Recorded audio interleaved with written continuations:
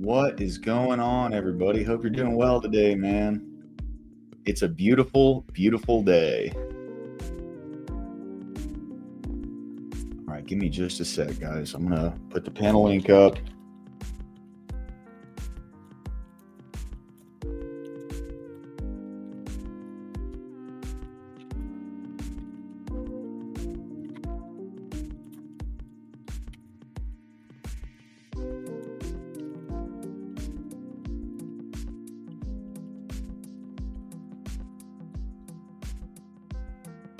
What up, Ashton? What's going on, man? Why? What's up? Yeah. I actually have I have a funny story for you guys. Really, really crazy. Something happened last night that blew my mind. What's up, Ashton? Why are you upset though, brother?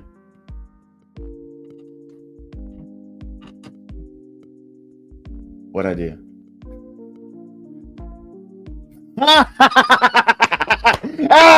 Well, that's not my fault.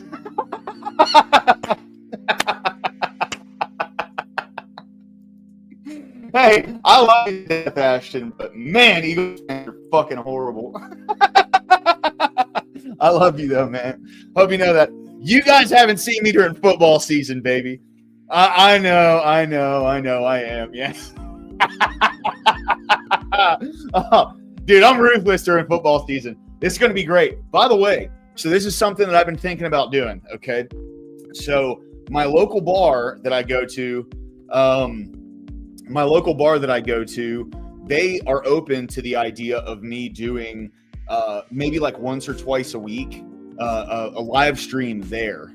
And, oh, dude, I'm a Buccaneers fan. Like, we don't even stand a chance against the Eagles, dude. I'm from Tampa Bay. Yeah. So, yeah, the Eagles will mop us every day of the week, you know. So I'm just talking my shit where I can, you know what I'm saying? But no, but so what they've been open to is me doing a live stream up there. And what I've been thinking is, since my streams from home are literally everything you're not supposed to talk about at like a bar and you know, just in public in general, like no restaurants or bars. All I talk about is fucking politics and religion, right? So what I've been thinking about doing is doing a live stream, and they have a really cool setup too, by the way. So they like, there's an area where we could pull up some chairs, and it's, what up, Amagad? Good to see you, bro. Welcome in. Always good to see you, my man. Oh, sorry, wrong hand. Good to see you, bro. Good to see you, my man. Level 4 Lobster, good to see you, bro. Sorry I didn't get to that earlier. I apologize, my brother. But no, so I've been talking to them about doing a live stream from their bar. It'd be, you know, earlier in the day, right? So do I, bro. So do I, man. Anyway. But do a stream from their, and it would be everything that, and people do talk about completely apolitical stream, especially during football season, right? So it'd be sports, live music, and then what up, Scott Hotvet? Good to see you, my brother. Welcome in, bro. Always good to see you, man. Yeah, dude, it's this fucking internet, bro. I pay $120 a month for this internet, and it's fucking dog shit. I don't know what the fuck is going on, bro. This is bullshit, dude.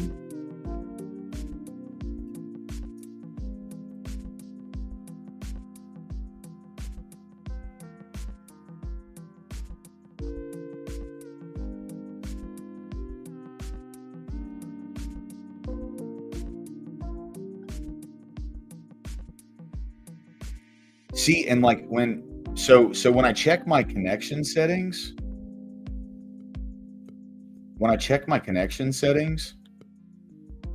it says I have excellent connection. So I don't know if it's just the way that my computer reacts with StreamYard or something, but I mean, like, I don't have any connection issues. I don't get it. All right.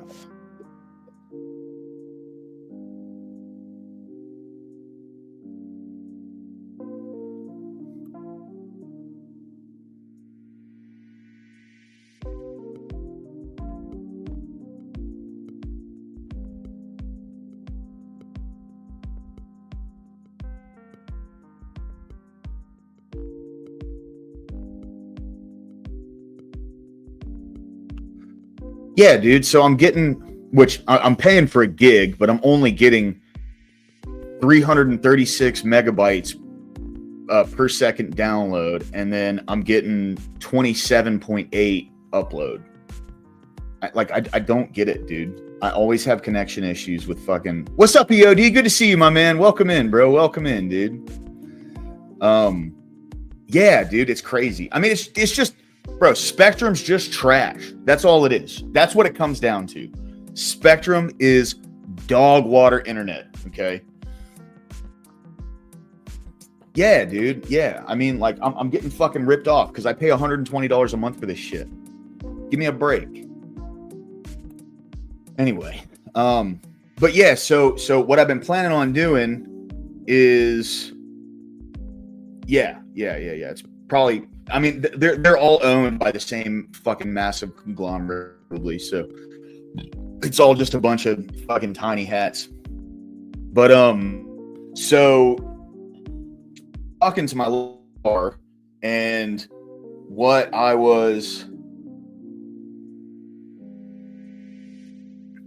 I mean, maybe it's, dude, see, I'm going low with fucking signal again. Maybe it's just because I live on the side of a fucking mountain. I don't know. But dude, the internet here is absolute fucking dog water. Like, it's just this building, I think. I don't hear anybody else having these kind of issues. You know what I mean? But anyway, so I've been talking to my local bar about doing like a show maybe once or twice a week, and where my stream, like the lower class channel specifically, I'm in the city. So Birmingham's surrounded by a mountain, like a third of it on the southern end is surrounded by Red Mountain. But I've been thinking about, what up, Avery? Welcome in, brother. Good to see you, man. Good talks on the phone with this guy right before starting the stream. That's my homie, man. That's my fucking homie. But I've been talking to my local bar about going over there, and since the lower class channel, I'm seriously having fucking audio issues still? What the fuck, dude?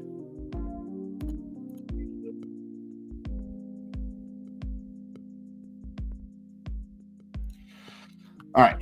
Anyway, so, got it. Okay. I don't know why that's happening. It's fucking bullshit. But anyway, so since my channel deals solely with everything you're not supposed to talk about in a bar, yeah. So this would be early in the day before they open. I'm a regular up there. I talk to the owners all the time. They're really fucking sweet folks. So what we have talked about is me coming up there and doing a like a show that specifically deals with talking about sports, live music, and then service industry stuff, right? Bartending and shit. Serving food, you know, wine, whatever, like just something lighthearted. And I feel like that, what do you guys think about that? Like, would you guys tune into something like that if I could do it in an entertaining way, right? So the bar that I go to, they have a bunch of bands and stuff play there. I talk to the guys all the time. And one guy who is probably by far the best fiddle player that I've ever heard in my life. I've been talking to him, and he's totally down with it. You know, hey, do it. What up, Boomerang? Good to see you, man. Good to see you, bro. Mix it with karaoke. We'll think about that, dude. We'll think about that. Yeah. It's only going to be like a once or twice a week thing. And it would start about 3 p.m., like the same time my usual stream would start, So, I don't know if we'd be drinking too much or whatever, because, when we get rowdy, like some non-TOS friendly stuff gets talked about, you know what I mean? So, we'll see what happens. But how you guys doing today, man? What's going on? What's the good word, boys? Crazy story too. I got a crazy story here for in just a minute. I would love to share with you guys. It's fucking crazy, man. So last night, Dauber's, my bar, it closed down early. So there's another bar about half a block away called Dave's, and went over there for just basically like end of the night, like one beer, went over there, got a beer, and I was sitting outside, and one of the guys that was next to me while I was ordering the beer inside, I just had like quick interaction with him, just small, said something funny, he said something funny. I don't remember exactly how it went, but so as I was walking away, I went, "Hey man, God loves you, have a good night."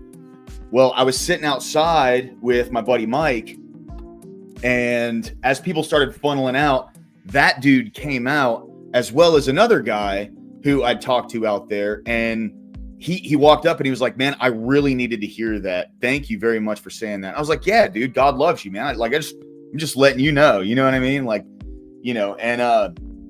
So we sat out there for about a half an hour and started talking Jesus. It was fantastic, bro. It was a good conversation. Well, this guy just kind of slid up, and he was sitting there listening, and then he was like, "So are you guys like Christians or something?" I was like, "Yeah, I'm a Christian."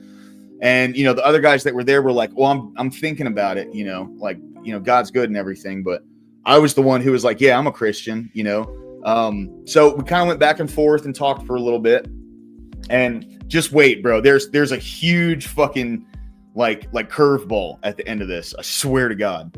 So yeah, you're right.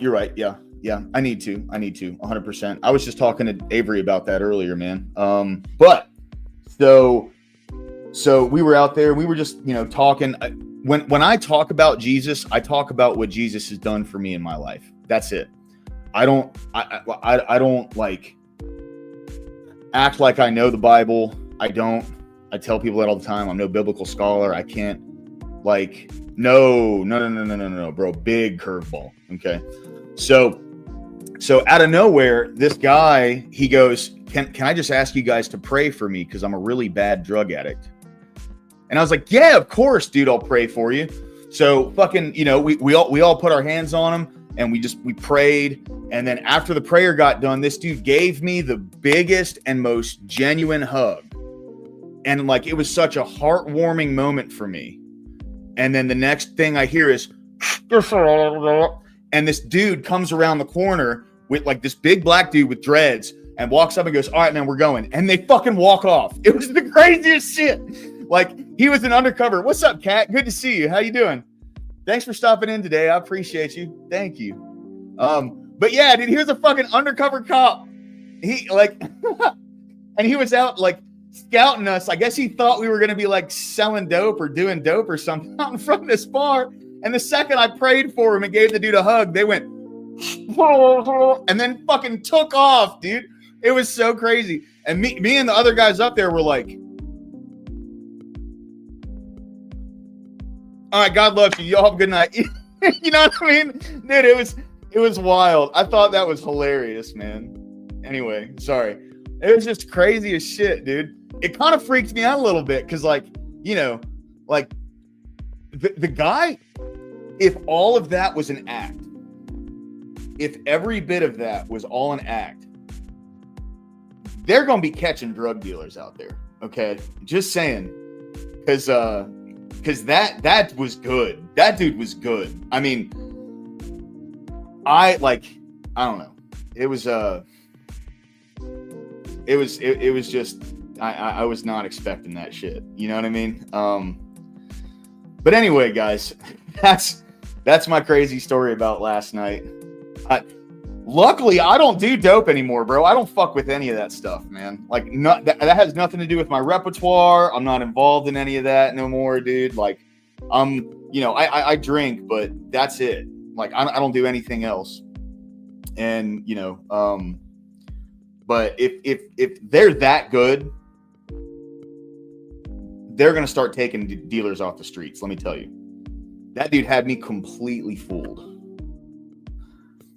But I mean, it was crazy, man, because like I prayed for this dude and he gave me the biggest and most genuine hug that I've felt from a stranger in a long time. Like, yeah, same, bro. 100%. Yeah, like there's I was talking to somebody recently and I'm sure you guys I've talked about this before. I was a really bad drug addict for a while, got some really bad legal issues from it. I really messed my life up back in 2018. And I was talking to someone she's younger. She's like 22, I think. And I was talking to her and, she does cocaine.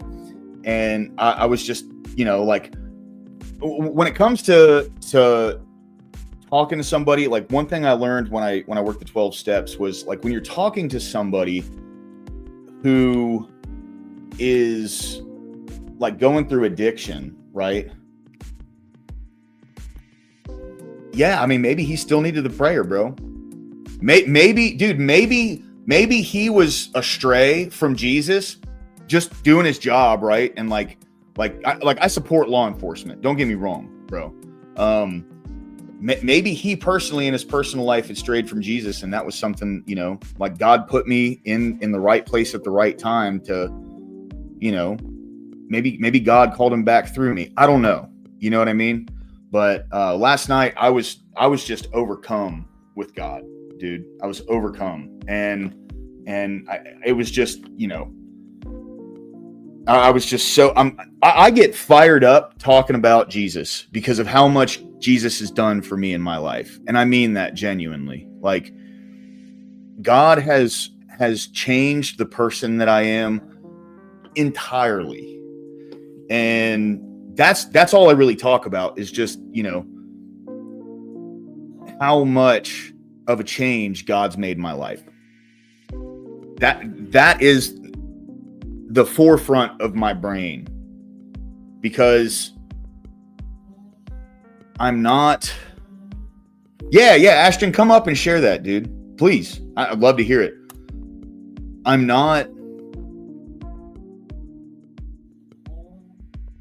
nowhere near the person that I was before. Nowhere. I'm not saying I'm some great, awesome dude or anything like that. I'm just entirely fucking different. Entirely. Everything has changed, dude. I'm forever grateful for that. And I'll talk about that until my voice box gives out. You know what I mean? God is great, and there's just nothing else to it, right? But that's whenever I think about all the changes God's made in my life,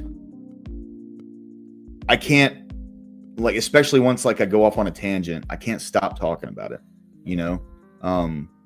because I didn't deserve any kind of major changes. At least that's what I thought, right? And God thought differently. So,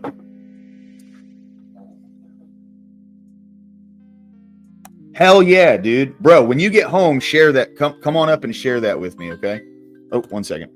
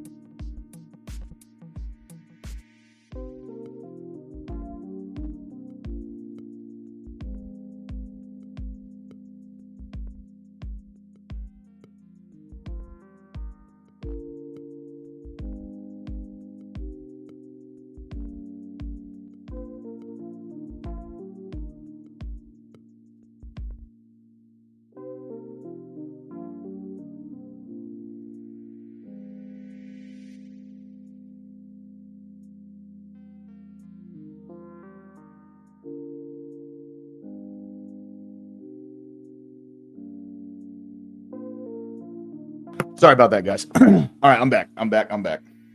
Okay, so this was something that I wanted to bring up for us to watch.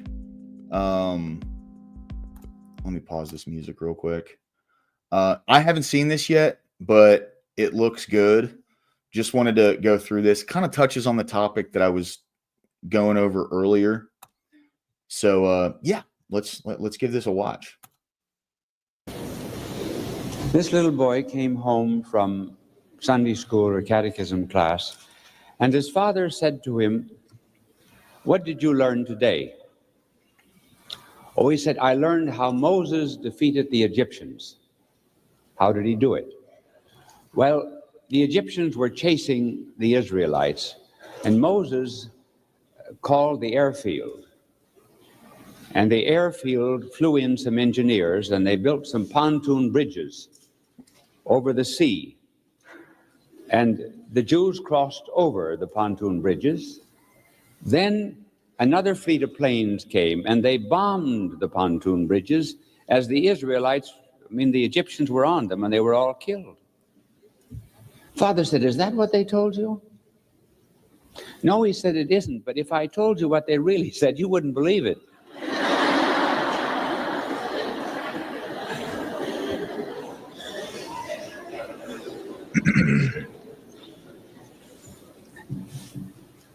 And for those that are 39, I must tell them a story too.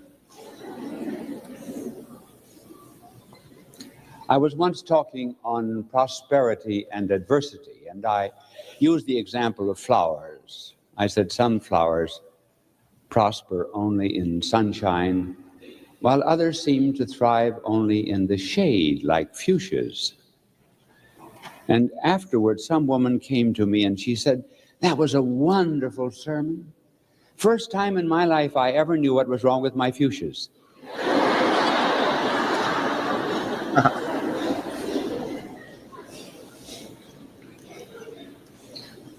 Now, I'm going to talk to you today about working harder, studying harder, living harder, being more wasteful of energy, being more thoughtful of others. And I'm going to begin by telling you that I was once a victim of a roast. You probably have seen some roasts on television in which someone is made almost the sacrificial lamb and everyone berates him. Well, I was roasted by the Friars Club. And these actors put on a drama on the stage. And in this drama, I had just gone to the Diocese of Rochester. And the Vicar General was in the room, my secretary, and several priests who had responsible posts in the diocese. And the Holy Father walks in. And he looked exactly like the Holy Father, the one who was playing that part. And he went over and he talked to the Vicar General, whispered to the Chancellor, whispered to the other priests. He never spoke to me once. And then he left, and I said to them, I said, "What did he say?" He says, "Work hard."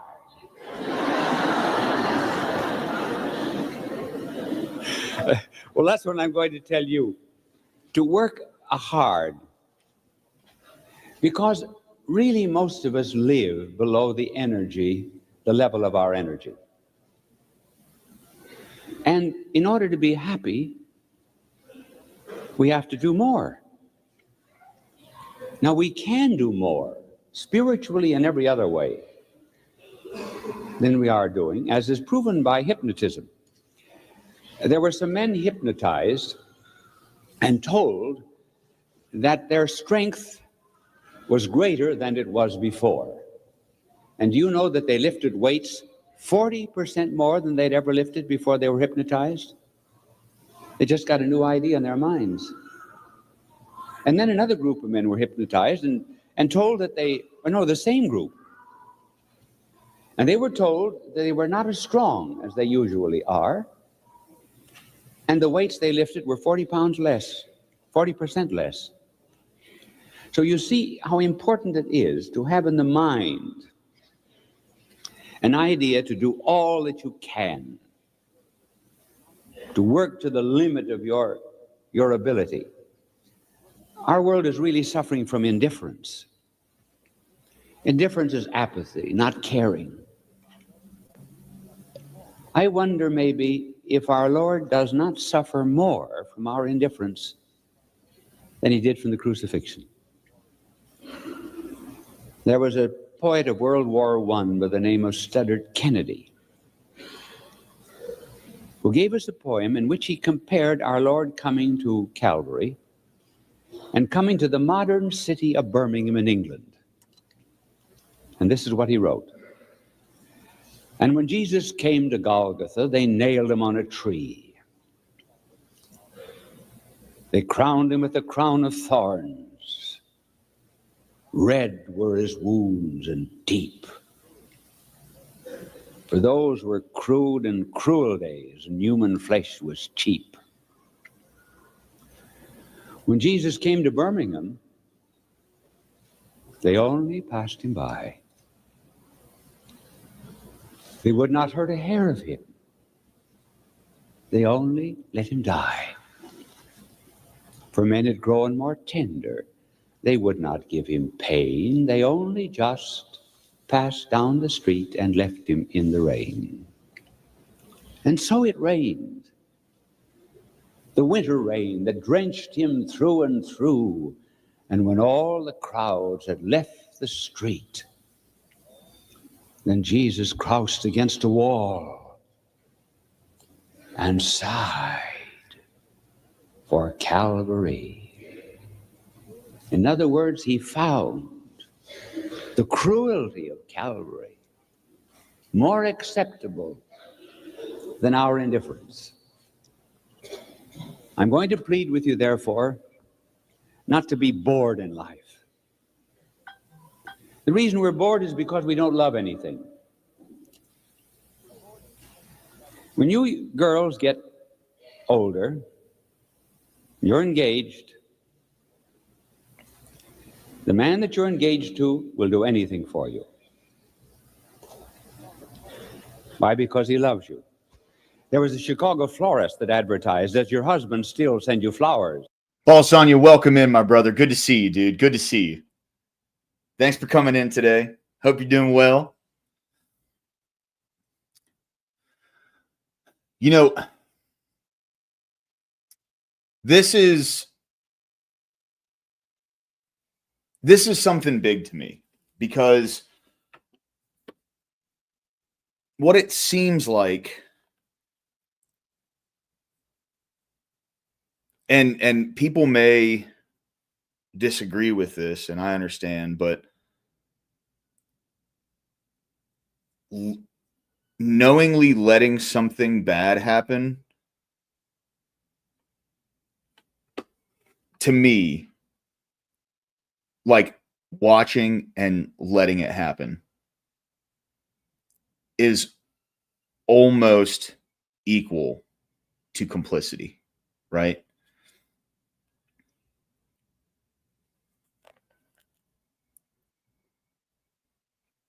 To me, that's why right now the time is so important for people to be confidently speaking about Christ.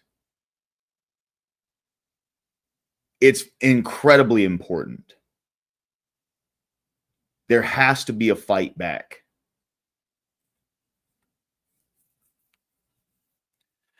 There's people who genuinely want to destroy our fundamental connection with God at its base level.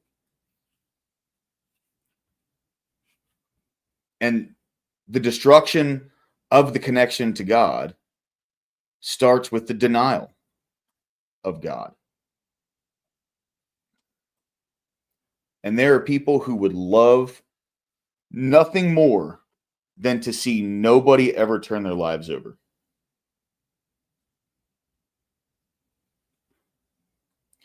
And to sit back and not speak the name of Jesus confidently with conviction is complicity in letting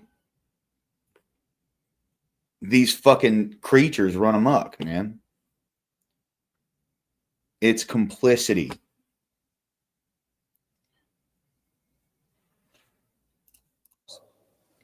And they had to stop. The husband protested. Well, there was a reason for not sending flowers after they were married. That's very obvious. But when you're in love, you'll do anything.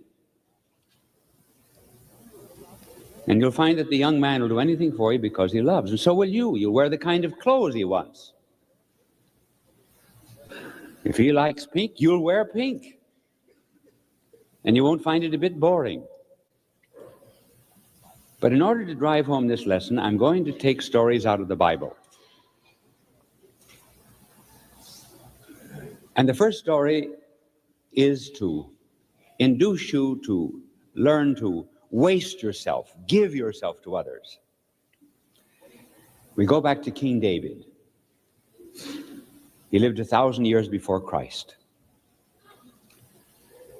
And King David was in a battle against the Philistines, always the enemies of the Jews, the Philistines. And the battlefront took him to his own home village of Bethlehem. Now, when we get older, we sometimes have yearnings for tastes and visions and experiences of when we were young. And so when David saw the town of Bethlehem, he said to the soldiers, "Oh," he said, "if I could only taste again the waters from the well at the gate of Bethlehem." And the soldiers said, "All right, we will get you the water. We will drive through the lines." And they came back with water. And David held up the vessel of water and poured it out onto the ground. He said, "I am not worthy to drink the water that was purchased at such a sacrifice." He wasted it. Wasted it in the sense that if he drank it, he would not now be remembered, and I would not be telling you that story. When we save certain things for ourselves, we spoil them. When we, for example, save our flesh, use it only for our own pleasure, then it becomes lust. We save money. It becomes avarice. What's up, Nuxus? We save knowledge. Welcome in. Thank you, man. And not use it to train others. It turns into pride. And so David poured out the water as a lesson that sometimes we have to waste the things of life in order to be remembered. Now another story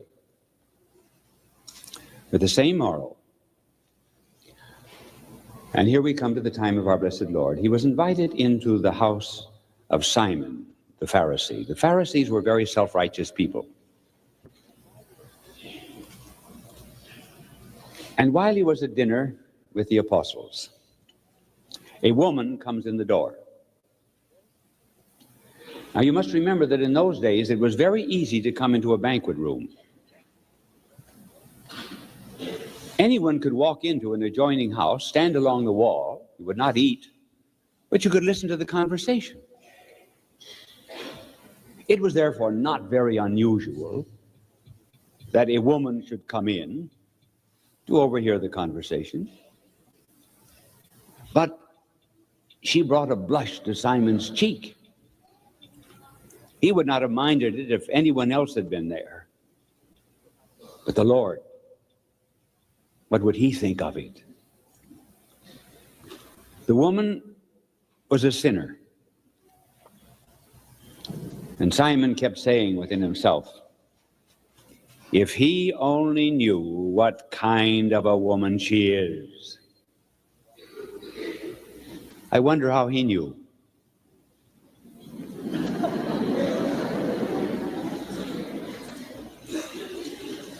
And the woman comes closely to the feet of our Lord. My young people, you must remember that in those days, people did not sit at table. They leaned at table, as if we leaned here almost on the floor. And you rested your head on your left hand, and then you ate with your right hand from table. That's a custom that sometimes I wish would come back.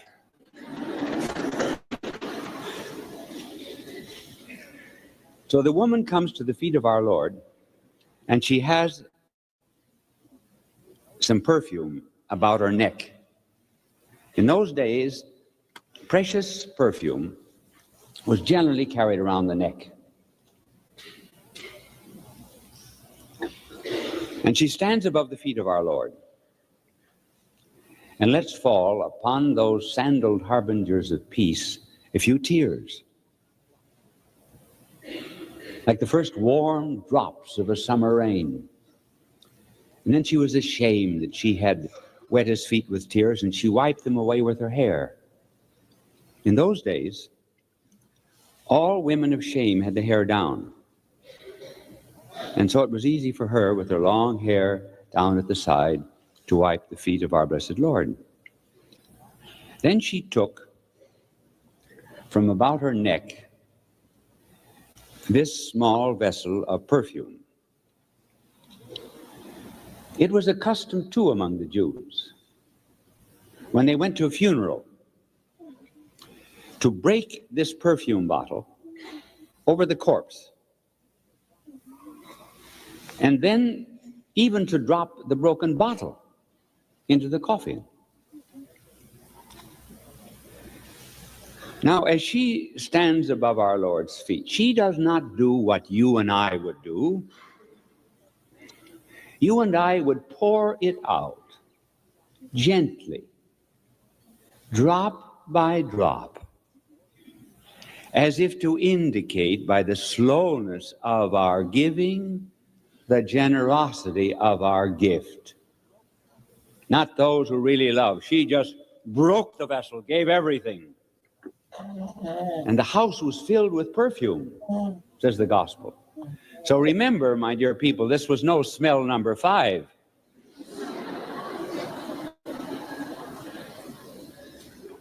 And Judas was there. Judas knew the price of everything and the value of nothing. And he said, why wasn't this saved and given to the poor? But our blessed Lord spoke in favor of the woman. He said, this woman has done this for my burial. Because this incident took place 10 days before our Lord was crucified.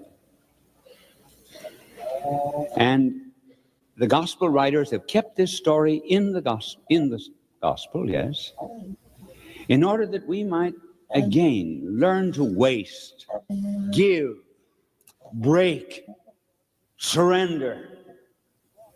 As our Lord put it on another occasion, he says, walk the second mile. What did he mean by that? Walk the second mile.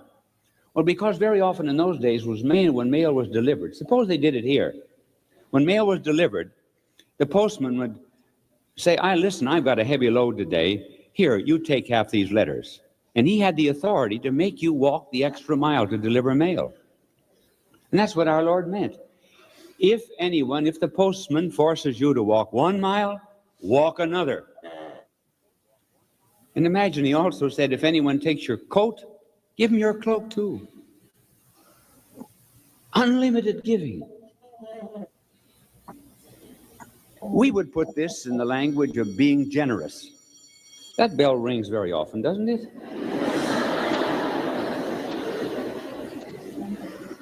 I have a dim feeling that I'm warned up here.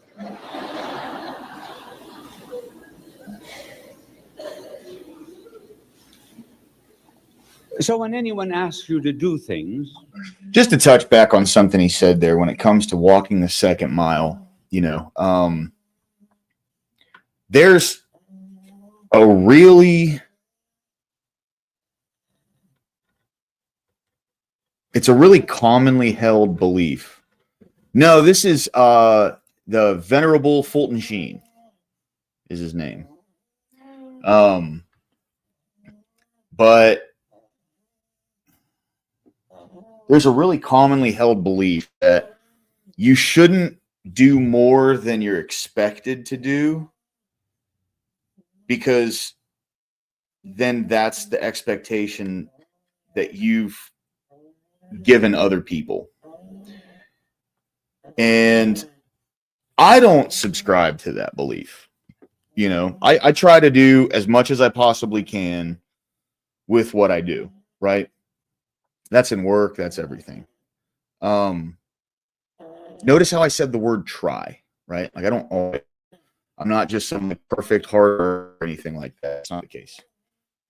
But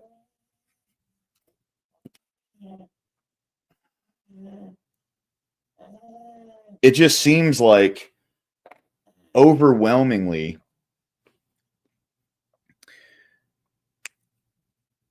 the concept of working hard is being overtaken by the exact opposite, right?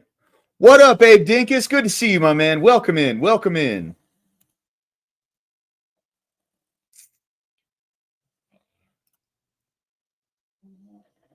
No, it is. Yeah, yeah. At least in my generation, right? In my generation, it seems that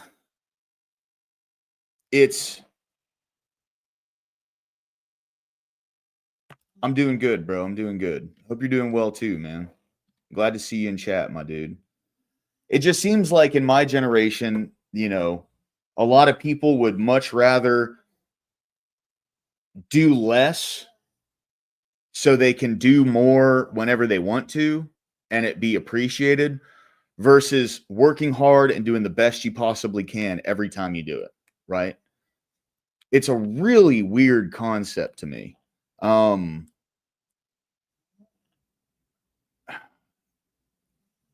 Things are just so ass backwards today, man. I mean, it's nuts, you know. I think it's because I was raised by baby boomers. And, you know, like, to a large degree, there's a lot of really shitty boomers out there. Don't get me wrong, but I was raised by hardworking baby boomers. You know, I was raised by a generation of, or at least I was raised by people who were in that generation who carried that admiration for the generation before them, right? Fuck off.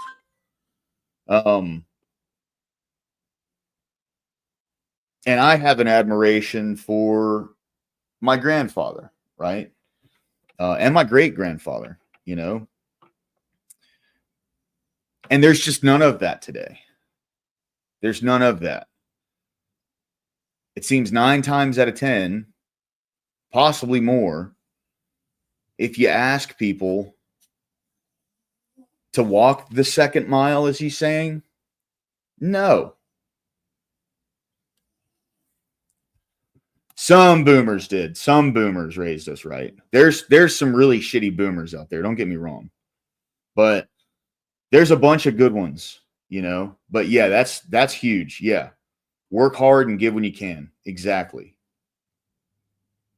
That's the mindset that I was raised with, you know. And like, I don't know what happened, but people my age and younger do not have that mindset. They don't admire it. They think they look at it as if it's weakness. It's insane to me.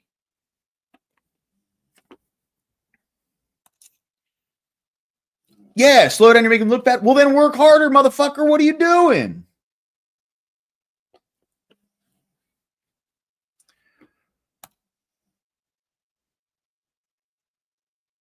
Right. Well, that's the thing is, like, to me, to me, what it comes down to is effort, you know? So if you do based 100%, absolutely, Abe.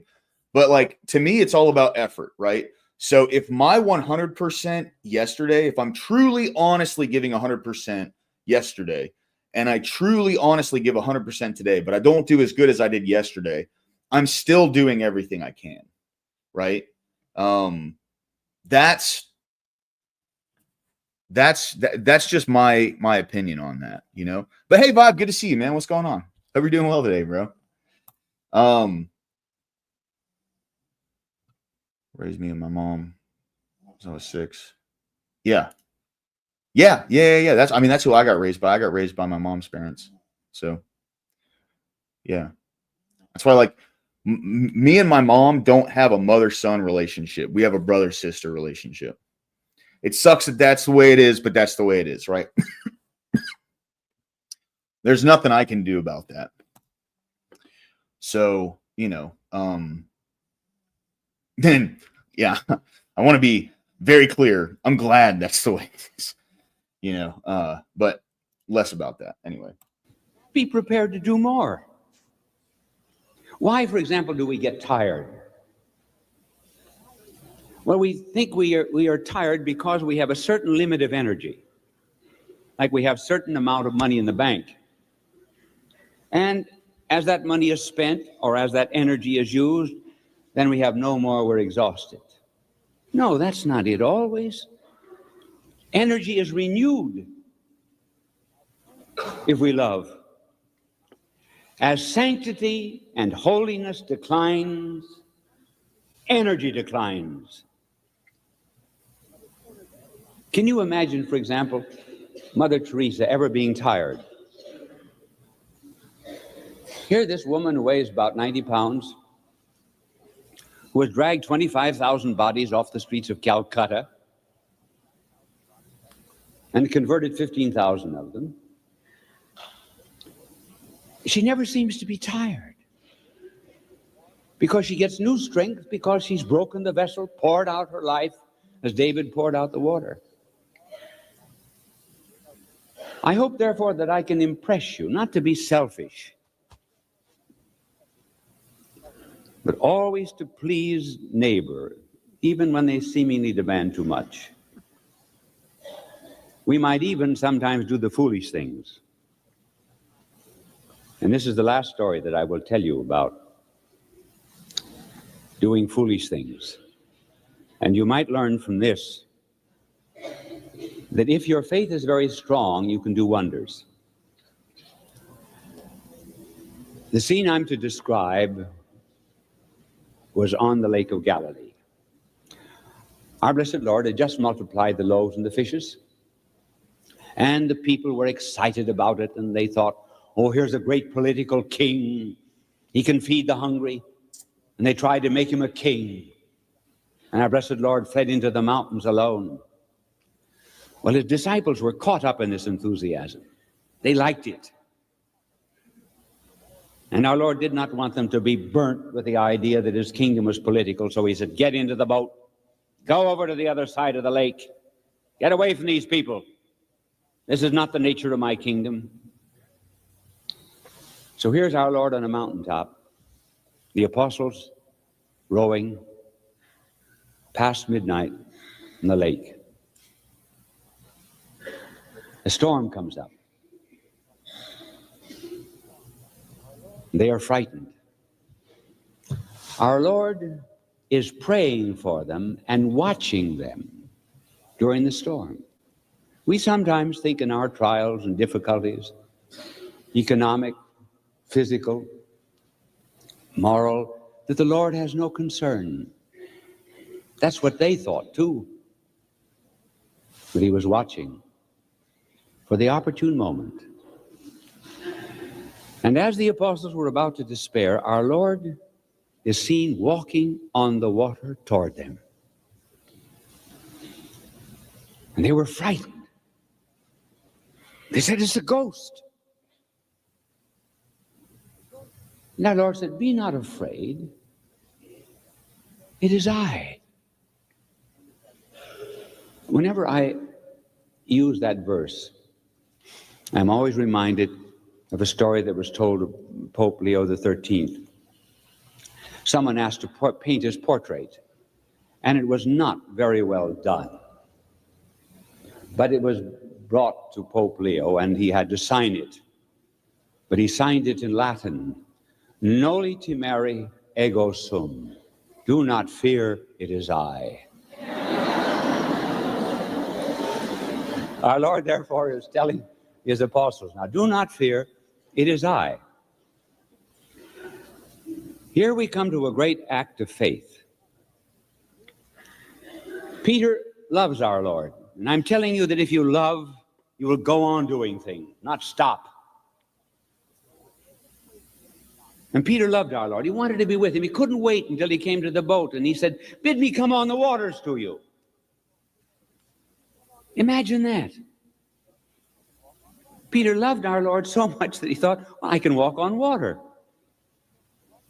Now, can you imagine what must have happened in that boat at the moment that Peter lifts his foot about to step into the water? What do you think happened? His brother Andrew must have said, Peter, listen, you're always an idiot. Thomas must have said, what are you trying to do, join a circus? Judas said, how much money are you getting for this? And on they ridiculed, get back, you idiot, get back. But he walked. He walked on the waters.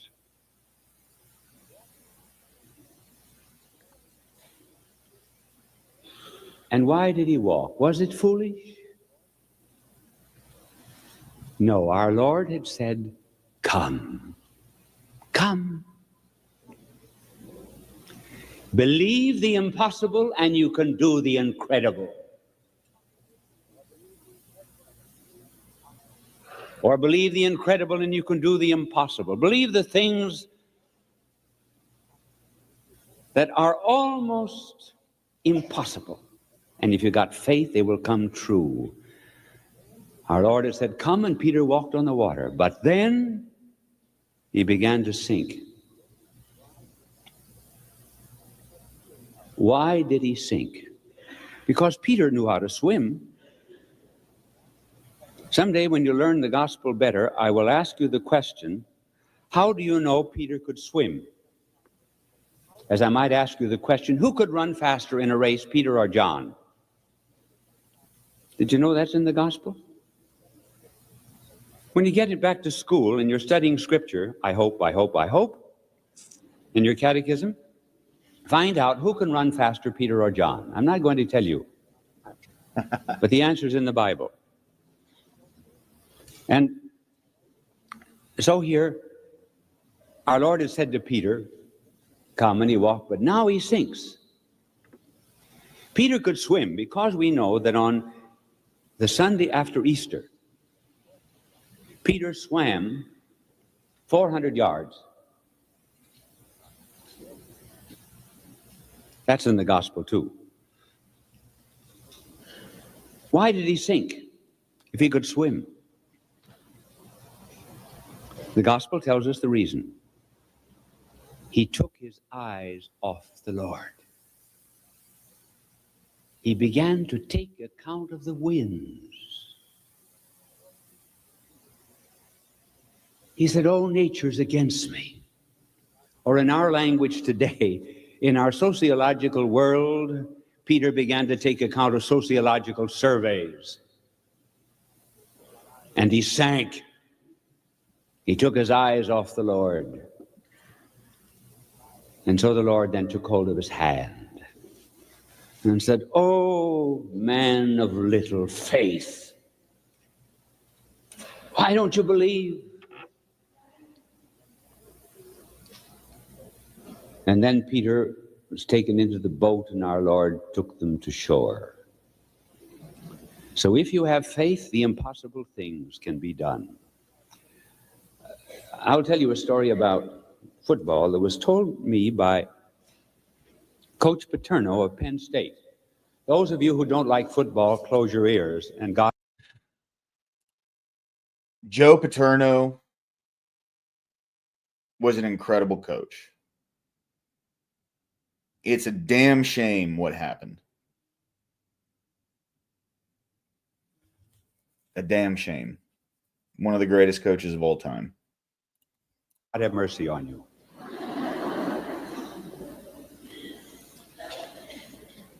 Coach Paterno is the coach of Penn State, and a few years ago, his team was playing the University of Kansas.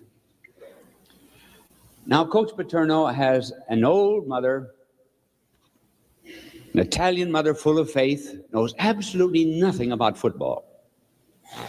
But she has two sons who coach football. One coaching at Penn State and the other coaching the Merchant Marine in Connecticut. The score of the football game,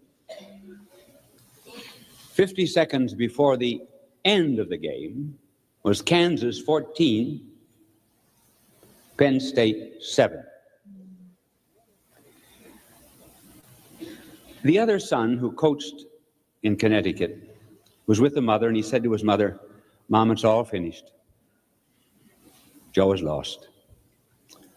And she said, "No. I'll go in the bathroom and pray." I don't know why she went into the bathroom to pray, but at any rate, that's the story. She went into the bathroom. She said, "I'll go in the bathroom and pray." Now picture this good old lady going into the bathroom to pray to the good Lord. What happens now in the remaining seconds? Penn State threw a touchdown, and the score, boys, what was the score now with the touchdown? 14 to what? No. 13, right, 14-13. To make it 14, what do they have to do? Pick a field goal. Would there be any other way of making extra points?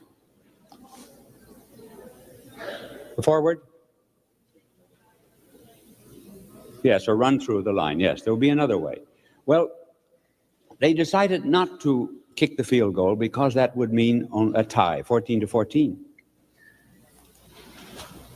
So they tried a forward to get behind the goal line, and that would count 2 points and make the score 15-14. They tried it, and they missed. But Kansas was offside, so they had to try it over again. And the next time they made it, well, her son screamed, and he shouted out, "Mom, they've won!" And she came out and she said, "I told you, I told you."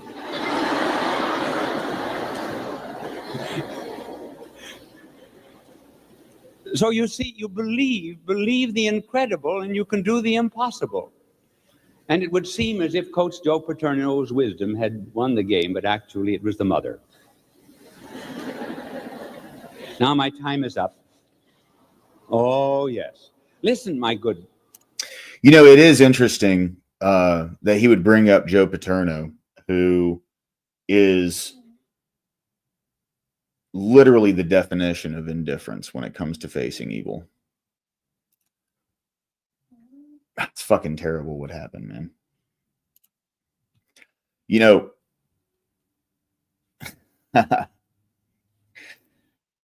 levitate. All right. Enough of that. We're going to pull up Morsi. All right. I want to watch a video in regards to China.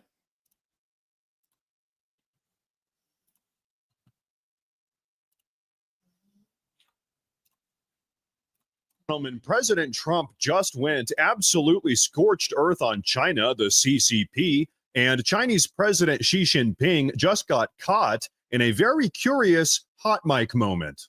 So folks, make sure to stick around for today's entire video because honestly, we have some very interesting topics to talk about today. Now, yesterday afternoon, the Chinese Communist Party held an absolutely massive military parade in order to celebrate the 80-year anniversary of their victory over Japan in World War II. However, as all of you know, it was really the United States who defeated Japan. Yeah, dude, the Chinese got their fucking asses handed to them the entire time they fought Japan. Japan was whooping up on them. That's crazy that they would take, dude.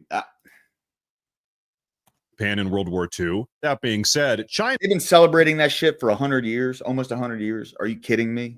That's wild, dude. China has decided to take credit for it. Take a look. China held its largest ever military parade in Beijing on Wednesday. marking 80 years since Japan's defeat at the end of World War II.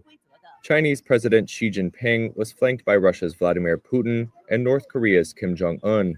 Designed to project China's military might and diplomatic clout, the event was largely shunned by Western leaders due to Putin and Kim's attendance, with the pair considered pariahs in the West due to the Ukraine war and Kim's nuclear ambitions.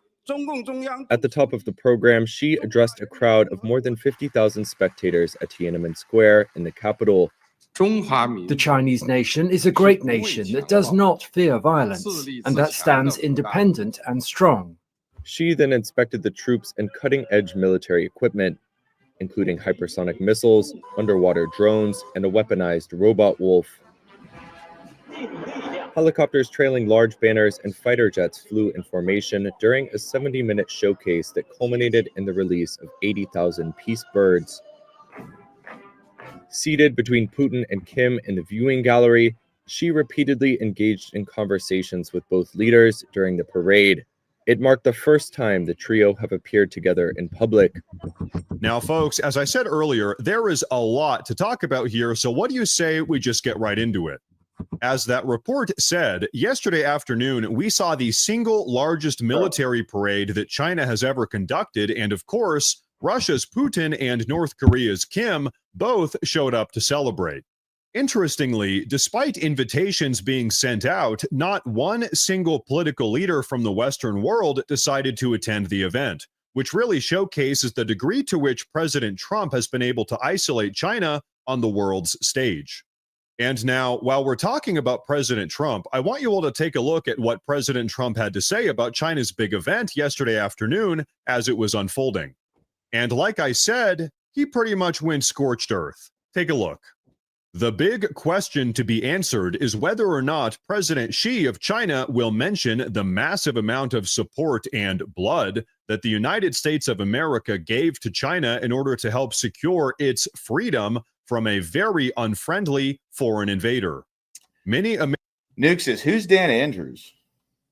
Americans died in China's quest for victory and glory. I hope that they are rightfully honored and remembered for their bravery and sacrifice. May President Xi and the wonderful people of China have a great and lasting day of celebration.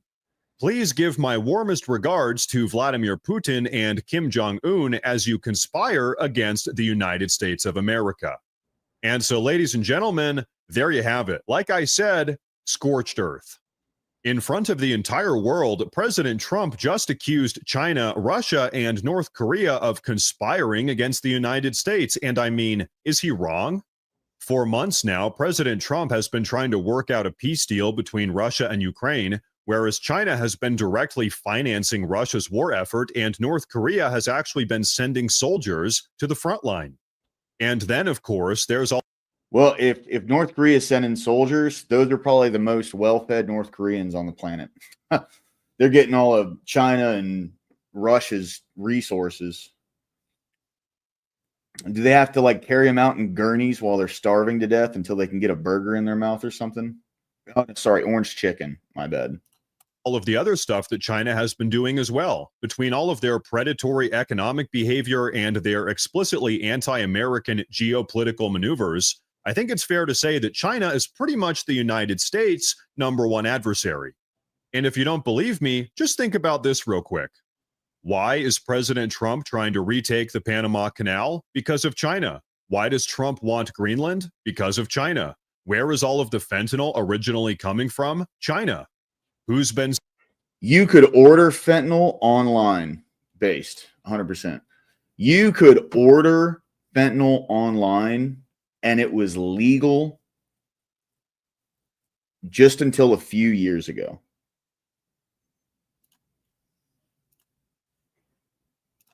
stealing all of our intellectual property and spying on American universities and American military bases? China. Who's been ripping off the American economy for decades now? China. So you get my point. China is very clearly an adversary. Not just the American economy. They're ripping off economies all over the fucking world. And that's the thing is, you know, it helps politicians get rich because the politicians in these countries, They're the ones that sign these deals. They know what companies are going to be in charge of the distribution of China's product around their country. So they invest their money into these companies that get fucking massive because localized economies go down because they're injected with massive amounts of slave labor product that's typically trash. So people are going to need to buy another one if they get it. And then that way, the politicians make money, the companies make money, and then local economies get fucked. That's what happens. That's the aim of globalism. Destroy localized economies so massive corporations that deal with distribution of cheap-ass products make billions. That is what's going on, people. I don't get how people can be pro-globalism. It's insane. Vote with your dollar. Stop buying cheap Chinese shit. That's the only thing that I can that's the only solution that we have here. You know what I mean? Exactly. Yeah. Dude, I mean that's what they do. They inject this cheap garbage into localized economies. As the world currency inflates, people want to buy the cheaper product. So all the stuff that's made by like people who actually have skills and make money making these things, they lose their jobs because their product is no longer valid in the marketplace. That's the whole point of tariffs. The whole point of tariffs is to equalize the playing field, at least in the American consumer market, right? That's what's going on.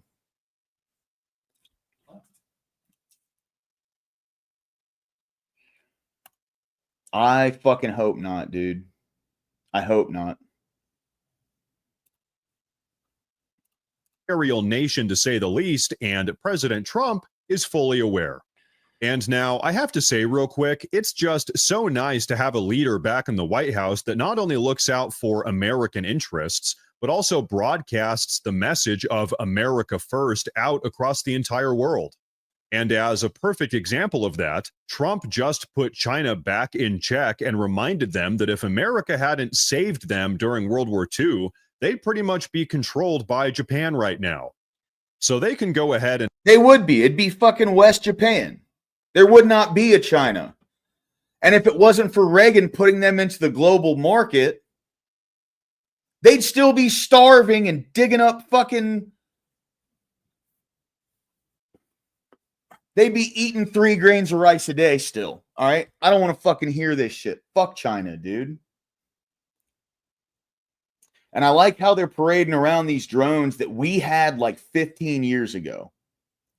Okay? That's old technology. If that's what they got right now, if that's the best they got, bring it the fuck on, dude. Right. Exactly, Nuxus. All over the fucking world. Like, think about it, dude. You get slave labor. Illegal immigration is slave labor as well. So you import mass amounts of people who don't give a fuck about the culture to countries where they're not entitled to labor laws. And no one's trying to make them entitled to labor laws. So they come to these countries, they make $2 an hour snipping weed and you know, pulling carrots out of dirt. You know what I mean? Exactly, dude. I just talked about that a couple days ago. Where like there's massive protests all over the fucking world right now. And when you type in anything about immigration protests, you're not going to see shit. They're not talking about it. They don't want people to see that this shit is incredibly unpopular. This is still an 80-20 issue in America. Don't listen to the pollsters. Don't listen to these surveys. They're all crap, dude. If you genuinely think that they don't have bots doing surveys the same fucking way they have bots doing literally everything else on the internet, you're asleep. That's all I got to say. Like, a very strong sociological tool is to make people think that everyone else thinks that way. The Australian government is making an agreement with India for building houses in Australia. That's fucking crazy, bro.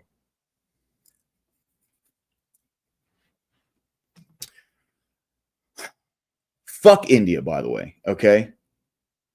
Fuck that piece of shit country. We don't need any more of them people here. Get them the fuck out. Have their military parade in which they show off all of the equipment that they had to steal from the United States. But hey, let's not forget who's the top dog here. And you know what? Let's just go ahead and be brutally honest here for a moment. Xi Jinping's military parade is really nothing more than a propaganda stunt meant to distract from the fact that right this very moment, China's economy is in absolute tatters because of President Trump's trade tariffs. Because keep in mind, for months now, President Trump has maintained a... Look at that. Look at the power dynamic there. This weak, fettered little kid versus Trump.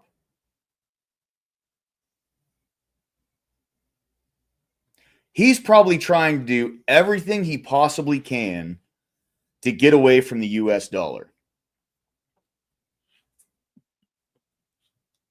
They know what's, they know what's going to happen.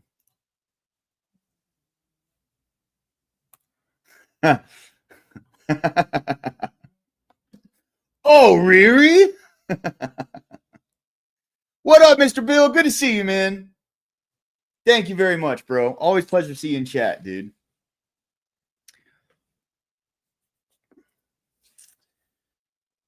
Admit you secretly eat nothing but Indian food. Hey, I did go on an Indian food kick here recently, but, I figured it was more expedient to just blend it up and then spray it on the inside of my toilet. Flat 30% tariff on every single product coming out of China. Oh, really? And the reason why is because China has been working to subvert and undermine the United States of America for decades now. And so that is why President Trump has decided to finally make them pay for all of the damage they've caused. But now, folks, this is where today's video gets a little bit strange.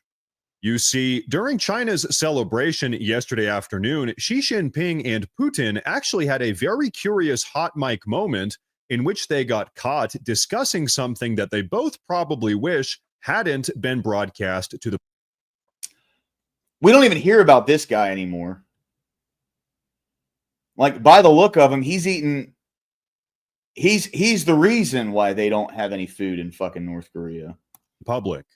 But before we take a look at that, I do want to say real quick that if you guys enjoy the daily news updates, please consider subscribing to the channel because it really does help a ton. But okay, check this out. I kid you not, but during this hot mic moment, Xi Jinping actually got caught talking to Putin about their plans to effectively try to live forever. And if you don't believe me, here's a full translated discussion. discussion. Level 4 Lobster? Good to see you, man. Xi, these days, 70 years old and you're still a child. Putin, biotechnology is continuously developing. Human organs can be continuously transplanted. The longer you live, the younger you become because you can even achieve immortality. Xi, some predict that in this very century, humans may live to be 150 years old. And so, ladies and gentlemen, there you have it. Not only is China doing everything it can to try to destroy the United States of America very clearly, but now, like I said, they're pretty much also trying to live forever. And how are they going to do that? By continuously transplanting brand new human organs. So like I said, just very... Okay. What up, Josh Blintzler? Good to see you, my man. Richard Penis. No, okay. I don't care how crazy this shit makes me sound, bro. I really don't. China harvests organs. They've been doing it for fucking years, dude. I forget the guy's name that did those videos where he found like this old bunker and went down into it. And there was, this is going to sound graphic. I apologize. Close your ears if you don't want to hear it. But it was like a pool of dead babies. And the decomposition from everything that was not submerged in what was probably like formaldehyde or something, and then everything that was submerged was completely different. And then he did another video where he came back to the same place, and the liquid level was lower and they were further decomposed. I know that sounds terrible, right? But I forget the guy that did it. You can look it up. He did a video on it, and then later he didn't come out and say they were fake. He just took the videos down. He was like a Chinese TikToker. I don't remember exactly, but they've been doing this for a long time. This is not like a crazy conspiracy theory. You know what I mean? Like these savages that run these world governments are willing to do whatever. Okay? They're willing to do whatever. So I'm not even trying to go all fucking David Icke on you guys right now. Okay? I'm just being honest. This is what's happening in the world. Strange, bizarre stuff coming out of China right now, to say the least. But you know what? What do you say we refocus back on the geopolitics of all of this for a moment? Because that is what President Trump was really talking about with his Truth Social post that we looked at a little bit earlier. During Xi Jinping's speech at this military parade, he very clearly said that China is a nation that's not afraid of using violence and that they will be unstoppable in the pursuit of their goals. When's the last time that worked for China?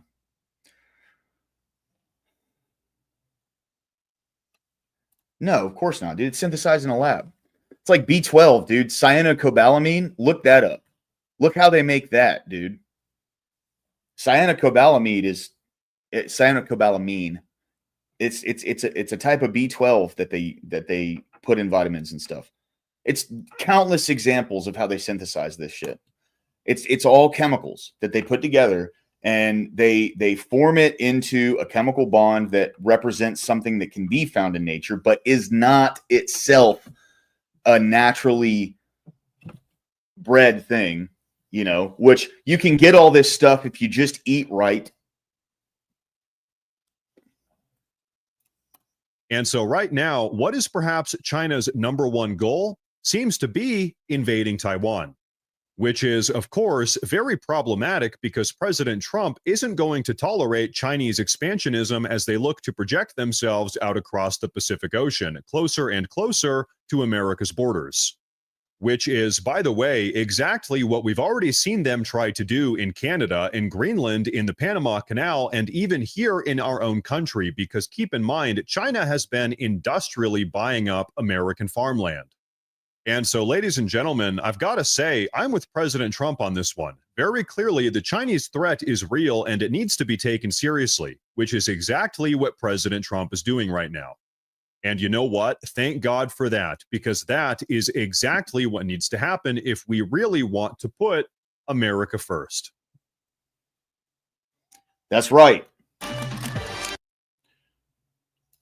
Ladies and gentlemen, President... Oh, so all right, here's another one for you Ladies guys. and gentlemen, what do y'all think about Trump sending the National Guard into Chicago? I'm a big fan, okay? I'm a big fan of him sending the National Guard into Chicago. I'm a big fan of him sending the National Guard here. We have the 6th highest violent crime per capita rate in the fucking country in Birmingham.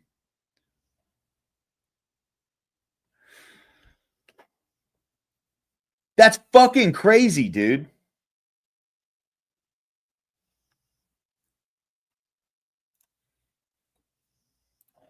Gentlemen, President Trump has just given the confirmation. He's finally had enough of all of the chaos, crime, and lawlessness that's been taking place on the streets of Chicago. And so now he's finally going to do something about it. Now, as I'm sure you all know, President Trump recently deployed the National Guard to the streets of Washington, D.C., and as a consequence, crime has pretty much disappeared entirely, and not one single homicide has taken place since the deployment. However, the same thing can't be said for Chicago. In fact, take a look at what President Trump had to say about that just earlier today. At least 54 people were shot in Chicago over the weekend. 8 people lost their lives. How can any self-respecting mayor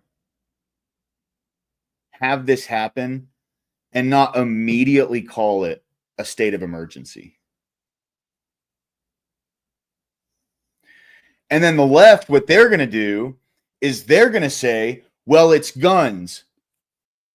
What the fuck are taking law-abiding citizens' guns going to do but increase this problem? Okay? That's all that's going to do.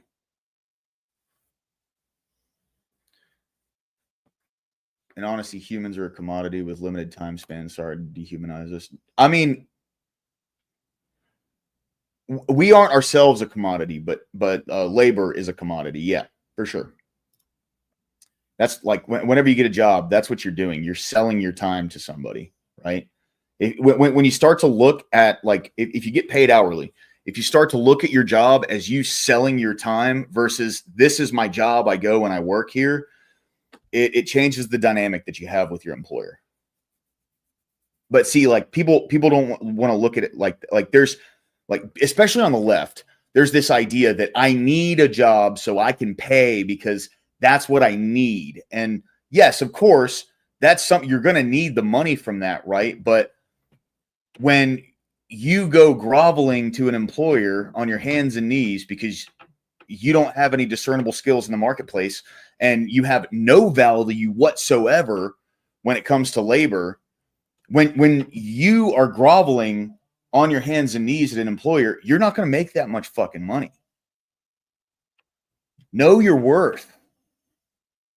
I'd love to see them work in conjunction with the FBI on federal crimes. Yeah, that'd be nice. You know why? The profit on some way from it. Yeah, exactly. Nuke it, rebuild based. Absolutely. Back soon, must make coffee for the mother. Yeah, cool, man. Yeah, come on back whenever, bro. The oath Marines take is to protect against all enemies, both foreign and domestic based. I wouldn't be against it, honestly, dude. You know, so I don't even need to look it up to know what identity group the majority is. Yeah, exactly. Yeah, so case in point, right? So I went to sober living in a town Bessemer, which is about 5 minutes west of here. If you look it up, it literally had like the highest homicide rate back in 2018. 2019 was the highest homicide rate per capita in the country. I mean, like, in the 6 months I was at that sober living, 2 people got killed in the alleyway behind the house we were staying in. That's just in that alley. I'm not talking about the whole city, right? You have a bunch of people who are trying to get their lives right, and there's people getting murdered literally on the other side of the fence. You know what I mean? So I thought that the neighborhood that I grew up in St. Pete was rough. Because, I mean, it was rough. Don't get me wrong. You know, shit like that would happen maybe like once every 2 weeks or something. Someone in the neighborhood would get killed or shot or something like that. I thought it was a rough neighborhood.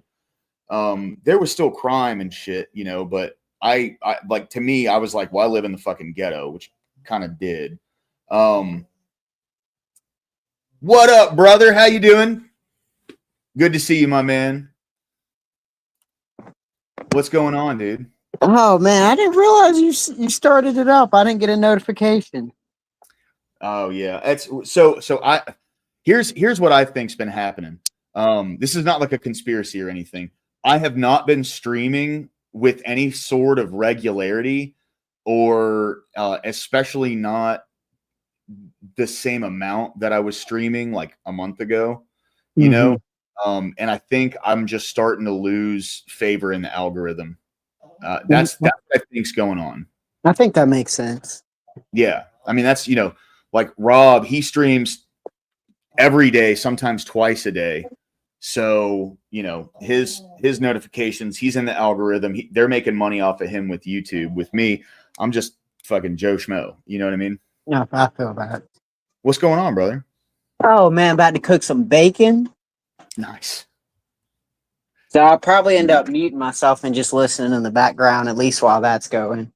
Oh, you're good, man. Yeah. Anytime you want to chime in, bro, just kick it up and, you know. I got you. Well, I guess give me a rundown. What we're looking at right now. I can restart the video, actually. I kind of went off on a tangent about crime, but this is just about Trump sending the National Guard into Chicago. Oh, I like. Yeah. Me too, buddy. Yeah, dude. Big fan. I want him to send those motherfuckers here, bro. Well, ours isn't quite as bad. Like Myrtle Beach gets kind of bad, but I mean, if he wants to send the National Guard there, I'm fine with that too. Yeah, 100%. Yeah. I mean, they need to send them to Birmingham. Dude, Birmingham, we have the 6th highest crime rate per capita in the country right now. And what's the population comparison? Like, I would imagine y'all would have a smaller population, or at least density, compared to like Chicago or Washington, D.C., which would make absolutely. It worse. Yeah. Our population is fucking tiny, dude. I think it's below 200,000. Yeah, it's 196,000. But that's Birmingham proper. That's also, I don't know if when they say Birmingham, they're talking about the Birmingham municipal area. So the Birmingham municipal area has like 1.2 million. Birmingham proper itself only has like 194,000. But the thing is, the Birmingham municipal area includes like Ensley, Eastlake, West End, Fairfield, Gate City, you know, and these are like notorious fucking ghettos that we have around here. I mean, like the cops, if you're a white guy driving a car, a cop will pull you over to ask you why you're over there. Yeah. You know what I mean? That's how Chicago, bad these areas over there are.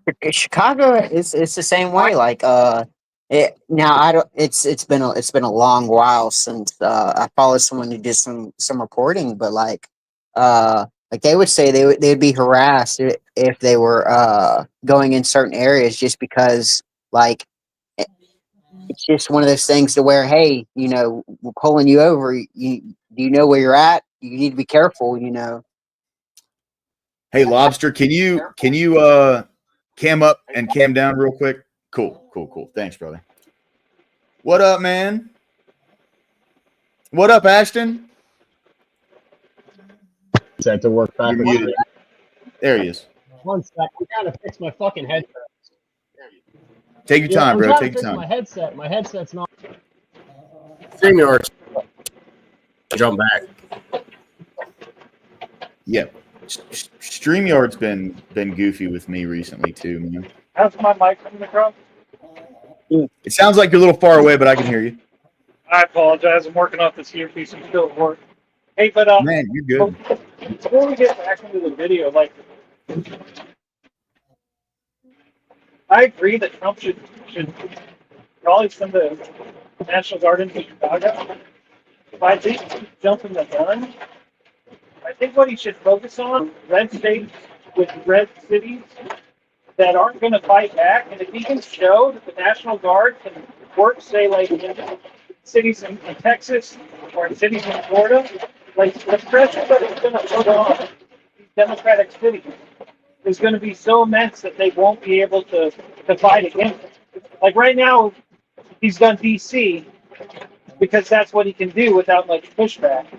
But they can always just say, well, he really didn't do anything. But if there's multiple cities in which he can go in and show that, hey, this worked, he should be focusing on cities like Fort Worth or I don't know if Dallas has a red layer, but like cities where he's not going to get as much pushback from the people in charge. And I'm here to do this shit. I think that's a good idea. I mean, that actually makes a lot of sense. So it's kind of something to where, especially if it goes, very well, it's an easy way to be like, look, uh, yeah, I started with my own states. We fixed crime. That was a real issue. It's not about showing tyranny. It's about making sure that our citizens are protected. And then you start doing Democrat cities. They're gonna push back and all this. But I mean, you have a shining record. You demonstrated in red states. Hey, this went fantastic. So I've heard there's a couple different states that he was going to send the National Guard to. If he were to send them here, that'd be great. Dude, Alabama is fucking blood red, bro. Alabama's never going blue. But we have two cities What here. about the mayor? What do you mean? Well, is the mayor a Democrat or Republican? Because that's where he's going to run into problems. Like most larger cities in the United States are ran by Democrats. Like I think it's like over 70% of the top 100 cities in America are ran by blue. Yeah. So I don't know what your city is. That's why I'm asking. Is your mayor a Democrat or Republican? Yes. So here's the thing, and I've said this before. Randall Woodfin is our mayor. Since he's become mayor, crime has gone down. He's a very pro law enforcement mayor, and he knows that his constituents are very anti-crime. Like the people that voted him in, they voted him in. He won in a landslide. And it wasn't because a bunch of liberals went out and voted for him. It's because he's actually done a lot for the crime problem here. So I would say this would probably be his best bet. Birmingham, straight up. Birmingham would probably be his best bet simply because I think Randall Woodfin would welcome him in. I mean, I just want to point out, like, there's this misunderstanding of what Trump and the National Guard is doing, I think, too. Like, these aren't sleuths or, detectives. Like, the National Guard is going to do the jobs that the cops are forced to do on the daily that aren't really all that important. And which allows the real cops to get freed up to actually go do their job finally. Like, these National Guards aren't doing drug busts or something like that. They're probably doing accident reports and stuff like that. Things that cops have to do, but if you free them up because the cops are so undermanned that you give the cops a chance for them to do their job, and that's how crime goes down. That's fucking based. Because here's the thing, dude. People don't want to be a cop in Birmingham. So a full police force here would be 2,000 officers. We're at like a quarter of that right now. We have like 500 police officers in this city. And a full force is 2,000. So no one wants to be a cop because the pay is shit and they work like 12, 14-hour shifts 5 times a day. 5 times a week, sorry, not a day. I said that wrong. But if he were to send the National Guard here, that's going to free up a lot of fucking police officers. You know what I mean? There's a lot of crime and shit that just literally gets ignored here. Now, maybe if he were to send the National Guard here and they were to find out this is almost like Gotham City or something and everyone's super, super corrupt and there's a bunch of shit going on that shouldn't be going on, maybe he wouldn't be too friendly with Trump coming here, but I don't know. The director of the director of operations for City Hall comes into my bar a lot, and he's a pretty solid guy. So, and like Randall Woodfin goes to all the like local bars and restaurants and stuff, and he doesn't seem like a bad dude. I mean, he comes in as Randall Woodfin. He doesn't want to be Mr. Mayor. He doesn't want to be treated any different than any like regular patron. So, to me, bro, Randall Woodfin is a good Democrat. Well, the other thing is now you've got to deal with this pride. A lot of these politicians, maybe even if they are red, they don't want to take a hit to their pride thinking, well, I can't solve this, so Big Daddy Trump come fix this for me. So that's another issue you're going to run into. Yeah, I mean, dude, Trump just needs to take off the belt. That's it. It's better to burn it down than to let Trump fix the problem. And we've Fuck seen that. that time in and time in. Fuck that. Trump just needs to take the fucking belt off. Daddy's home. You're grounded. The belt's coming off. You know what I mean? Like, that's what needs to fucking happen, dude. You know? You're absolutely right. Where they get you is they're hoping you pussyfoot around, and they're hoping that, oh, maybe he'll back down, maybe he'll do this, maybe it'll I guess get more chaotic than it needs to be. But if Trump just needs to, if you're gonna do something, do it. Well, Consequences what they're begin. banking on, they're banking on the turn the other cheek, pussy ass Republicans that we had like 7, 8, 9 years ago.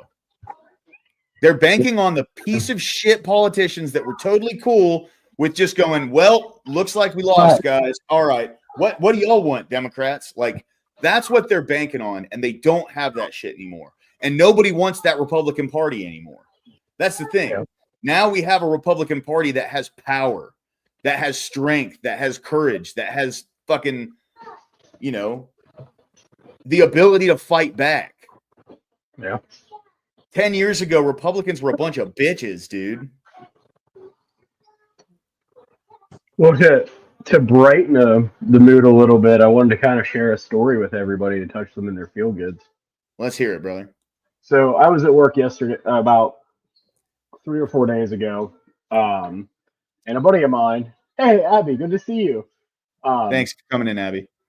A buddy of mine walked past the store, and I could just tell, like, you know how you know your friends for so long, you can tell something's up. Like, you know there's something wrong, but you don't say it out loud because you know they're fighting something. And I could see him, the look in his eyes, like he was not himself for some reason. So I was like, hey man, I'm gonna go get his cigarette real quick. You know, hit my vape real quick. I'll be right back in. I see my buddy out there. I'm gonna go talk to him. My manager's like, yeah, man, go for it. You're good. Like, you've been here all day. You haven't taken a break. Go for it. So I run out the back door, and he's walking literally around my store into the where my back door is. It was like he knew I was coming out there, but he didn't realize I was coming out. So I open the door, and I'm going to run this way towards him, and he comes walking around the side of the building. He just sits down like right beside our trucks. And I'm like, hey man, like, what are you doing? He's like, oh shit, I'm so sorry, I won't sit here. You know, I won't do it. You know, we're good. I'll leave. I was like, yeah, no, dude, you don't recognize me, do you? He's like, wait, Ashton, oh, is that you? I'm like, yeah, man, what's up? Like, come here. What's good with your life? Like, how you been? Where's your kids? Dude was strung out on pills. He lost his daughter a month ago from an accidental crib death. Left his wife, has been living on the streets for the past maybe month and a half. So I'm talking to him. We're catching up on old things and new things, and we're sitting there. And I'm like, well, what have you been doing with your life, brother? It's like, you don't look good. Like, I've known you for many years, and I'm worried about you. I said, I haven't heard higher hair of you. I said, I'm kind of been worried. And I shit you not, dude, he looked at me dead in the face and says, I could just say fuck it. I said, don't do that. I said, your daughter would not have wanted you to do that. I said, your mom and dad won't want you to do that. I said, don't do that. He goes, what else do I have? I said, you have me. I said, you know what else you have, brother? I said, you have Christ. I said, give it to Christ and let him help you. And he said, no, I don't want to do that. I said, I'm telling you, I love you with all my heart, my brother. You need to trust Christ for once. I said, I understand what you're going through right now is not something that you want to leave to Christ, but you need to. I said, dude, I've been sober for 8 years due to Christ and my wife. I said, my guy, I said, got to get off the dope. You got to get off the pills. I said, it's horrible. You're killing yourself. He goes, maybe that's what I truly need to be free. I said, no, it's not. And meantime, like, I'm fighting back tears because I grew up with this kid. We grew up in the same neighborhood for like 20 some fucking years. Like, this dude was one of the fucking ride or die kids that I would go out and hang out with all day long. We wouldn't fucking see our parents all day. We'd run in the woods, everything. Put it on your plate. You can save it for later. So I wrap them up, give them a hug. I had like $10 in my pocket. I was like, here, man. I was like, you need to take this with you. I said, but before you go, empty your pockets. He's like, why, man? I said, empty your fucking pockets, dude. You're done. You're done with this life. I don't care what you do. I don't care how you do it, but you're done with this. We're putting this behind and we're done. Took out 3 fucking cellophane bags full of fucking pills, either Percocet or Vicodins. I don't know what they were, but they were pain pills. Fucking wrapped them up, threw them in our dumpster, looked dead in the face, and I said, right now, we're going to fucking pray. I said, we are going to pray, and we are going to let God take care of you.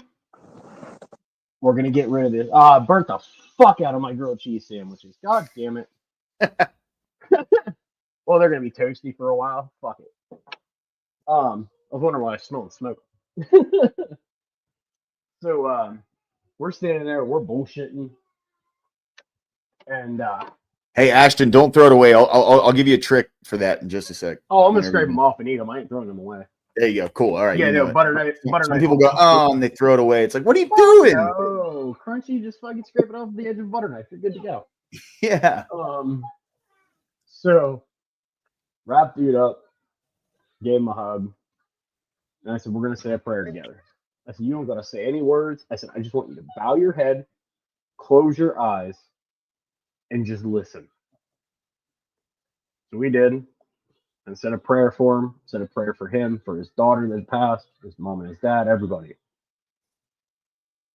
And out of nowhere, he just drops to his knees and he just starts bawling. Like full on lets all that emotion out.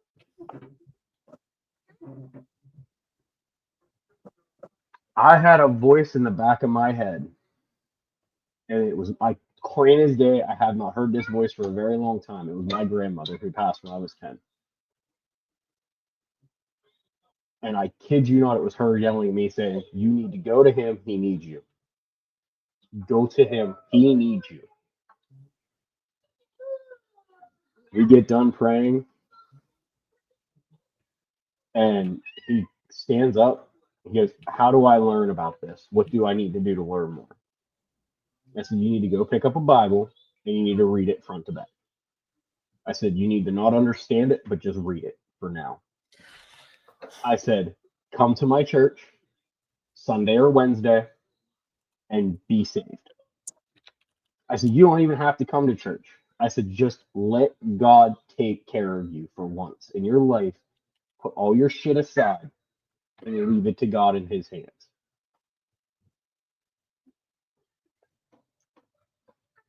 He fucking called me 2 days ago. He's been sober since that day I threw those pills away. He found a job. He's getting work done. And he went to my church on Sunday. That's amazing, bro. I kid you not. That dude literally was sitting down at my work and was about ready to say fuck it and just leave this earth. I could see it in his face. I've dealt with it before. Wow. But this is the reason right here that we need men of Christ in our world. It's not for the people who have everything and they just want more. It's not about working harder. It's not about pushing yourself further. It's about finding those lost souls. It might be 1, it might be 10, it might be 10,000. I was able to bring that man back to his senses and back to Christ. That he never knew Christ was around. That man would have been dead within 24 hours had I not talked to him that day. And You could have, yeah. That's the fucking power. The littlest bit of power that we as humans have to help somebody in need, to show somebody here's your dark path. Here it is, laid out in front of you, and you're going it alone. But I have one thing that nobody else has over top of you, and it's God Almighty Himself and Jesus Christ, His Son. I've been down that dark hole. I have seen what it does to people, and I've seen what it did to me. I'm so thankful that in my voice, in my head, I heard my grandmother's voice saying, "Go, he needs you." Because had I not heard that voice, I never would have realized it was him. Never would have realized it was one of my friends walking in front of our store. I would have just looked at it up, just another strung out dude walking down the road.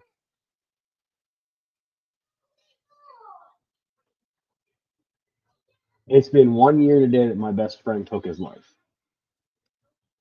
1 year.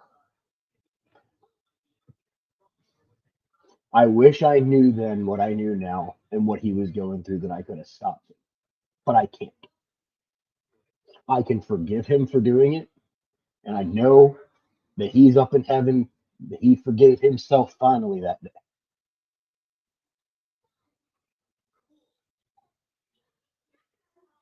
But if there's one thing that I can share for anybody on this platform, on YouTube, anywhere, quit believing that there is nothing for you in this world. Based. Lower class, myself, anybody who has gone through hell, who has walked down a dark path, who has never seen the light of day end for them. You have hope. You have a power above you that you don't even know exists. You have a heavenly Father who does not care what wrongs you've done. He cares that you come to him for forgiveness. There's no Bible verse in the world. There's no preacher, pastor, or anything. There is you and God. The faster that you realize that you can be saved through him, the faster your life is going to get better. 8 years sober. I did pills, drank, smoked weed, tried all sorts of hardcore shit. I now have a wife who loves me and 2 beautiful babies that I have to worry about on a daily basis. If I can get the hell out of that darkness with nobody other than one thing, every single one of you guys can too. No matter what the hell you're going through, no matter how dark that fucking hole gets, man, you have to literally just say, God, I'm sorry, help me. Always waiting on. Just say, God, you know what, God, I fucked up. I've messed up my life. I've forsaken you before. I've given up on you before. But you know what? I think I finally figured it out. This was your test for me, God, and I'm sorry that I failed, but I need your guidance now to fix me.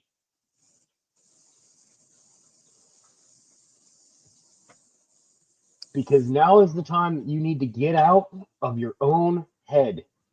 Get out of your own way, get out of your own path, and just say, hey, God, I've forsaken you. I've given up, but guess what? I'm back now.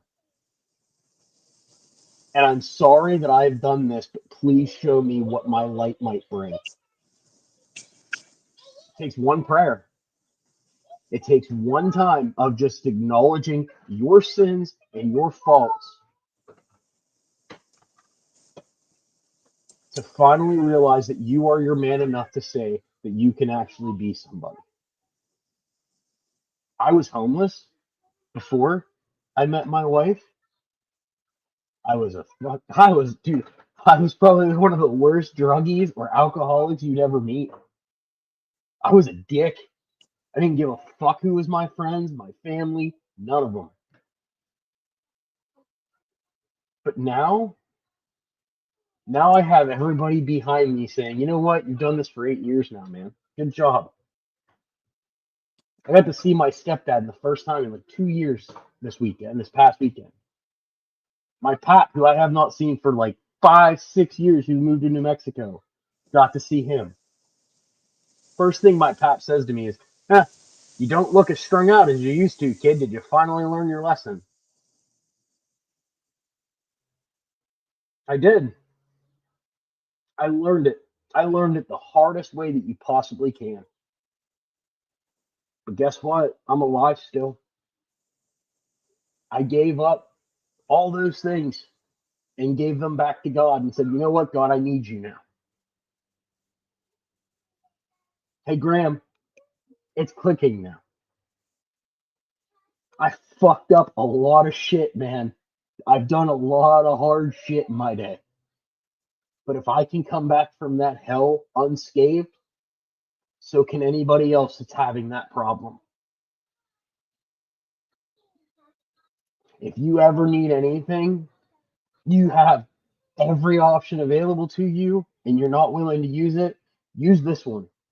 Sit down, get it through your skull, and send one prayer up above, and I guarantee you, within minutes, your life is going to feel a lot better, and that weight is going to lift off your shoulders. Now, I don't know anybody else's stories, and I don't need to know them. But if you guys need somebody to talk to, you need somebody to vent to, you need anything at all, my Discord is on my channel. I am up literally the wee hours of the morning. Everybody in this chat room can attest to that. I don't care what your name is, what you're going through, anything.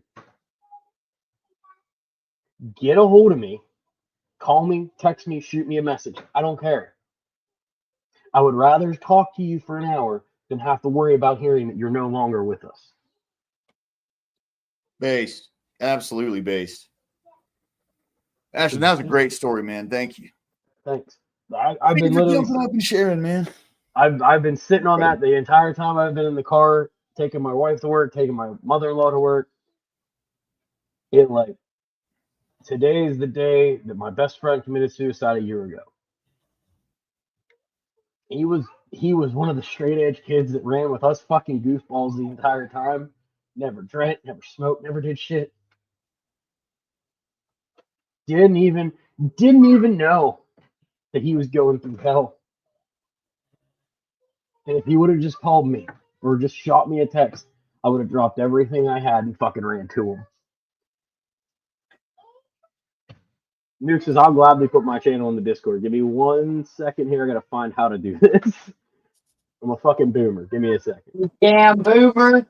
Boomer. Shut up, big soda.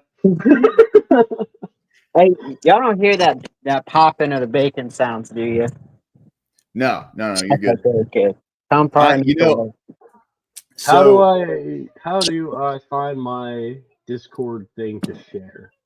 So if you guys want to hear, I didn't do this. I thought about doing this, but it was just a joke. So when I was back in St. Pete for my granddad's celebration of life, we had gone through the whole thing at the bar, and then we went to a couple really close family friends, and we were sitting out there. We were just having a couple beers, talking and stuff. And my grandmother started to go on kind of like a, she was just expressing gratitude to everybody and telling everyone how much it meant to her that they were there. And, they flew down from Canada. They fucking hate it. They're moving back to the United States. But while she was in the middle of this, one of the family friends, John, he went, boring. And the reason it was so funny is there was a funeral going on about 15 years ago. And it was someone in the family. I can't remember exactly who it was, but it was his wife it was her funeral. And in the middle of people giving a eulogy, he went, boring. Damn. So that's been like a running joke now, with the family. I was thinking about doing it, but you guys didn't get the inside running joke, so I didn't do it, obviously. It was just going to be a lighthearted joke. But no, that was a fantastic story, Ashton. I appreciate it. Thank you. So I don't know how to share my Discord link, but my Discord name is literally the same as my username down here. That's in the back chat, and I threw my channel in the back chat too. Here, I'll spam it for you real quick, brother. But I don't care. I don't care where you're from, who you are, or what time you need a hand or a shoulder. Get a hold of me. My phone's always on. Yeah, bless you. And I will gladly listen whatever the hell you have to say. There you go. I spammed him in chat, guys. As you can tell. Minerva, no ma'am. All right. So just touching back on the crime thing. We'll get back on track with that one. Thank you again for sharing that story, Ashton. That was a great story, brother. No, yeah, anytime, man. Like I said, I heard what you were talking about, and like it made me think about it, and I was like, you know what? It's time to let the feels out today, boys. Yeah, bro. Yeah, power of Christ. It is literally over everything else. You know, only He can make those changes in us. That, well, I'll speak for myself. He made changes in me that I could not do for myself. Right. And I'm forever grateful for that, dude. It's huge in my life today. All right. National Guard in Chicago. Let's fucking go, boys. Let's go. Let's do it. And level 4 lobster, you brought up that point earlier. If that's the case, that's fantastic, man. I need to figure out how to do that. All right, Abby. We'll definitely see you soon. I hope to see you again. But if level 4 lobster, the point that you brought up earlier, if that's the case where they're not actually doing like the law enforcement side of things, but they're just assisting the police and doing the things that keep them from enforcing the law, I don't understand why anybody wouldn't want that to happen. And what you'd said earlier was pride. And if that's the case, you know, fuck these politicians and their pride, bro. There are people dying out here right now. Come on. You know what I mean? Like, that's wild. Ladies and gentlemen, President Trump has just given the confirmation. He's finally had enough of all of the chaos, crime, and lawlessness that's been taking place on the streets of Chicago. And so now he's finally going to do something about it. Now, as I'm sure you all know, President Trump recently deployed the National Guard to the streets of Washington, D.C., and as a consequence, crime has pretty much disappeared entirely, and not one single homicide has taken place since the deployment. However, the same thing can't be said for Chicago. In fact, take a look at what President Trump had to say about that just earlier today.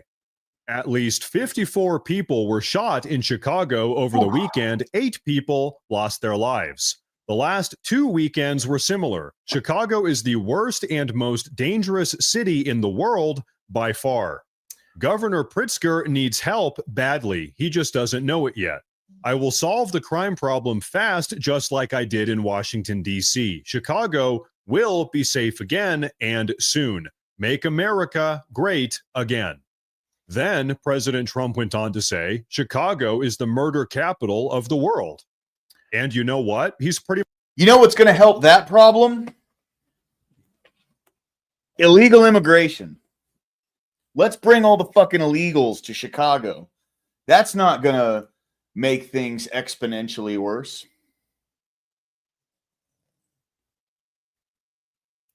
Much right. Chicago is a violent hellhole, and pretty much every single person with half a brain knows it. And so that is why just earlier today, President Trump dropped this little bombshell. Take a look. Make your mind up on Chicago, though? Well, we're going in. I didn't say when. We're going in. When you lose, look, I have an obligation. This isn't a political thing. I have an obligation. When we lose, when 20 people are killed over the last 2.5 weeks, and 75 are shot with bullets. So let me tell you a little story about a place called DC, District of Columbia, right here where we are. It's now a safe zone. We have no crime. It's in such great shape. You can go and actually walk with your children, your wife, your husband. You can walk right down the middle of the street. You're not going to be shot, Peter. You're safe. And so, folks, Here's the reality. We know for an absolute fact that President Trump and the National Guard can clean up Chicago because that's exactly what they've just gotten done doing in Washington, D.C. And so now we have the confirmation that he's going to actually give the order. As President Trump said, we are going in. However, Chicago Mayor Brandon Johnson isn't happy about this, to say the least. Take a look. Are you prepared to defend this land that was built by slaves, a land that was built by indigenous people, a land that is built by workers? Are you prepared to defend this land? The people. It wasn't built by the people that moved here and started the country. No, it was literally everybody else. I have a question. Yeah. When was the state of Illinois and the city of Chicago like part of the union? Like when did they become a state? Anybody off the top of their heads? I can't really cheat GP right now. I'm fucking trying to eat. But I just Illinois was founded in 1818. Oh, okay. 1818, right? You just said that.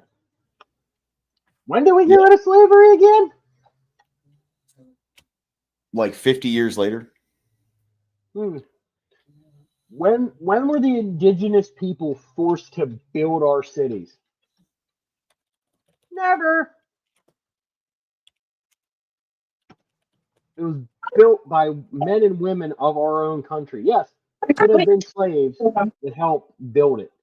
I will give him that iota of an inkling. But everybody else was fucking already here. Yep. And the second Illinois was established as a state, they got rid of slavery. Oh, fancy fucking that, wouldn't you think? Yeah. Yeah, it was a free state when it was established. So I love when it says there was slavery with the French colonists. The French. Not the Americans. Not even the fucking English. It was the French. That's right, Nuxus. That's right. Exactly. Yep, 100%, dude. They're fucking insane, bro. They're insane. And pieces of shit like Brandon Johnson know it's all horse shit, and they push this to get elected. That's what it is. Boom! United will always prevail. I need you all to stand firm, to stand strong. If this president decides to continue to break this constitution. And so, folks, real quick history lesson here. Slaves and indigenous people actually had no part whatsoever in the building of Chicago. Yeah. But anyway, the mayor of Chicago. That is such a good still frame, dude. That is so funny, bro. Did I fucking call that or did I fucking call that? Yeah, exactly. 100%. Is now just openly calling for people to fight back against President Trump and the National Guard. You know what? Let's go ahead and use one of the Democrats' favorite words, insurrection, because that is exactly what all of this sounds like to me. And so, folks, that's exactly what many of the residents of Chicago are doing. They've now taken to the streets and are marching around having a grade A progressive temper tantrum. So I want you all to take a look at that. But first, I do want to say real quick that if you folks enjoy the daily news updates, please consider subscribing to the channel because it really does help a ton. But okay, check this out.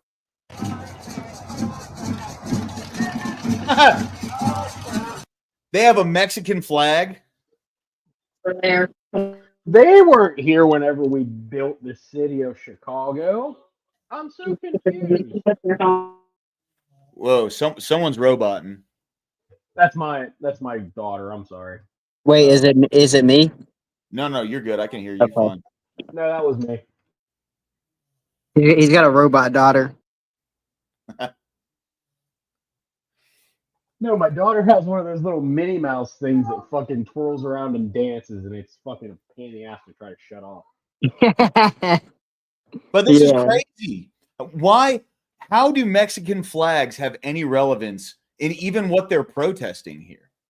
Because I guess it's a sign of I wouldn't say the opposition's a bad word, but it's a sign against something. So it's like if you show the Mexican flag, that's supposed to be like this opposition against what Trump's doing, and it's like an easy symbol. To me, it looks like they're just trying to do CPR on people giving a fuck about the deportations. Yeah, I mean, It's chest compressions to fucking amp people up for an issue that no one cares about. Well, there's People a huge don't really risk. give a fuck that. Well, just real quick, Lower, sorry. There's a huge risk, though, in this whole endeavor.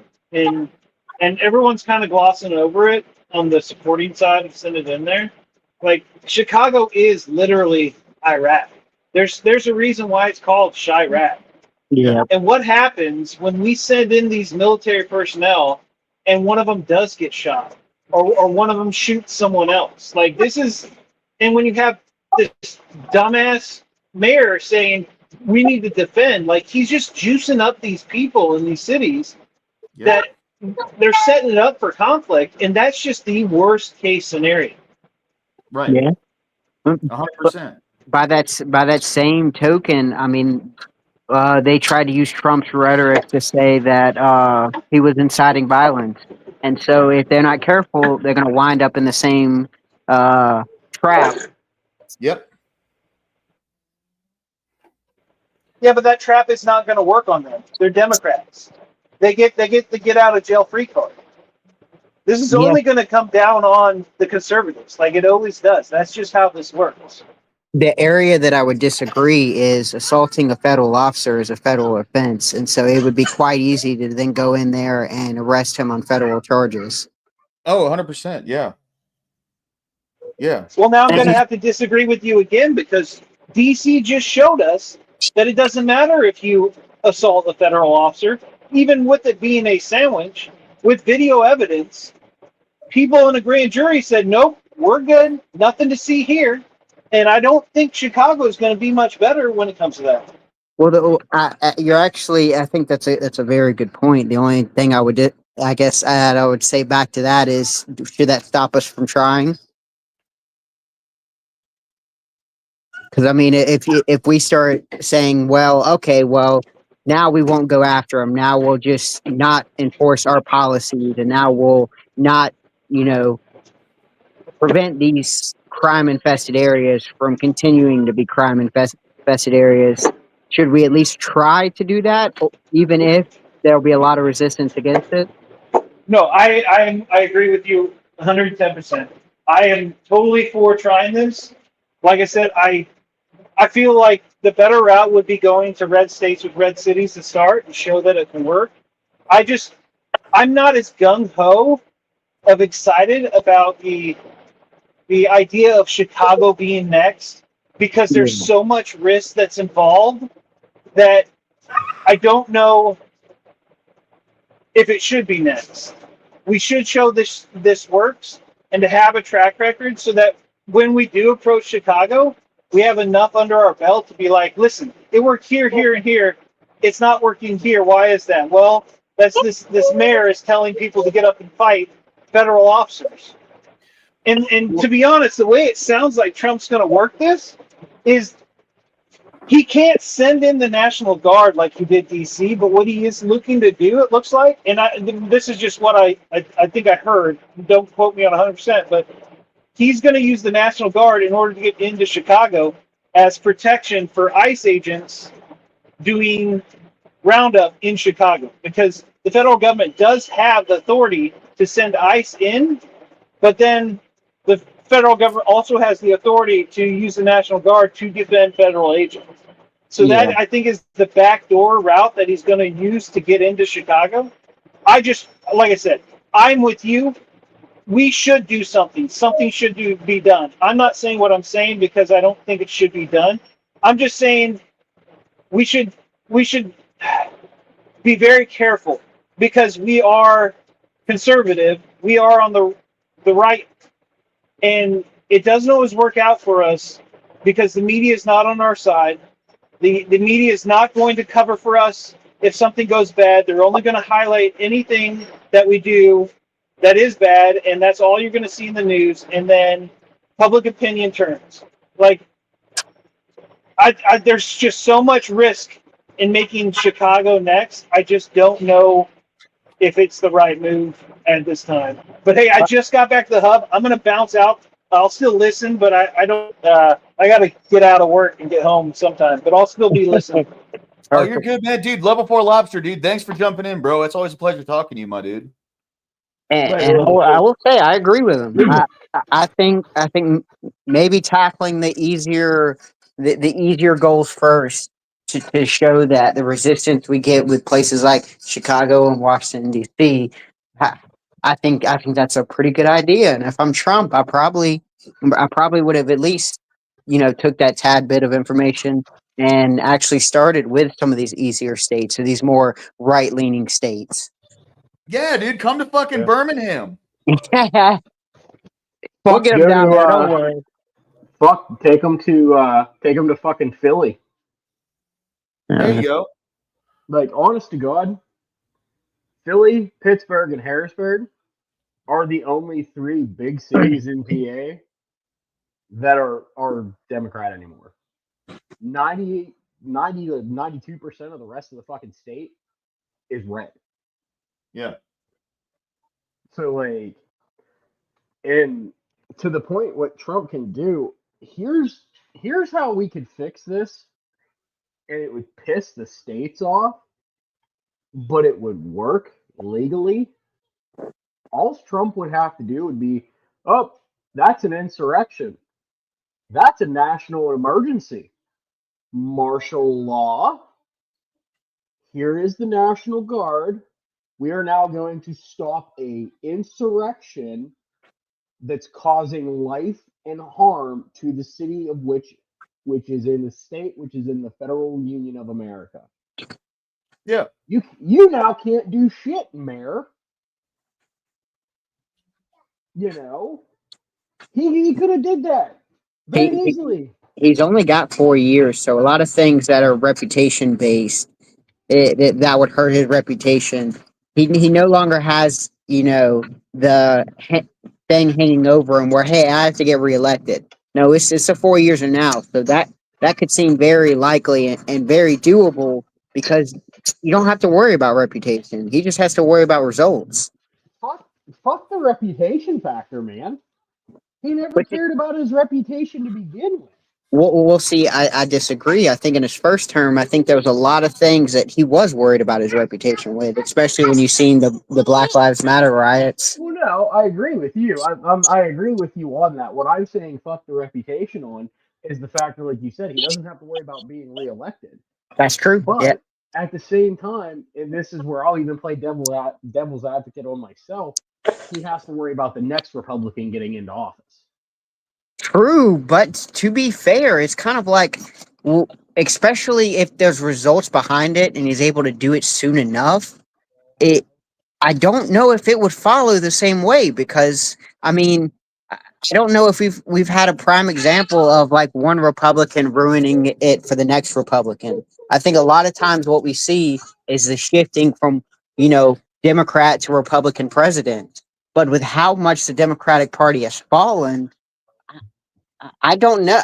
It's too soon to say, but I think it's very likely that we do get back-to-back Republican nominees. And I don't know if Trump's reputation is going to hurt the next guy. As long as the next guy is not a neocon, oh yeah, as long as he's not one of those pussyfoot Republicans who is, okay, guys, we're gonna play ball with everybody. Come on, guys, come on. I think we'll be fine. Everybody in the world has woken up and finally said, you know what, we're fucking tired of this. The last election proved that. Boys, let's focus less on who's going to be president next and winning the fucking midterms. You know what I mean? I agree with you. That's to me, that's the most important thing because if we lose the midterms, basically nothing's going to change. Nothing's going to be put into law, anything. If we win the midterms, Trump has 2 years to do whatever the fuck he wants. So, to me, that's the most important thing. And if he can do things in this first 2 years and utilize those, and people can run on those kinds of things, I'm with it. And really, at the end of the day, like kind of where I stand on this is, we need Hail Mary passes right now because shit's bad. 100%. So risk is, Trump's taking a lot of risks since he's been president. And if we need based in 8 ways, yes, sir. Yes, sir. But if we're going to have true, long-lasting, like effective change, we need risks like this to be taken. Yep. You know what I mean? It's unfortunate, but that's how dire the situation is right now, dude. Hail Mary and consistency. Yeah. No, you're absolutely right. You're absolutely right. So, it's unfortunate that we're in this position that we need to have something like this happen. But the fact of the matter is, this is the room that we're in. You know what I mean? Mm-hmm. This is where we are. So, by the way, I'm not sponsored by Tullamore Dew, but if you guys want to sponsor me, I'll drink Tully on screen. You know what I mean? Shit, give me a Yingling subscription, my guy. Are you allowed to do that? Does YouTube have policies against drinking on camera? I don't I've probably drank on camera like 3/4 of my streams. The only reason why I ask is because I noticed even like Bud Light, when they make their YouTube commercials, they make the insinuating joke with like Shane Gillis that they can't drink on TV. So I didn't know if that same thing applied to YouTube or if they were more lenient. So I honestly, I think that it's an advertising law.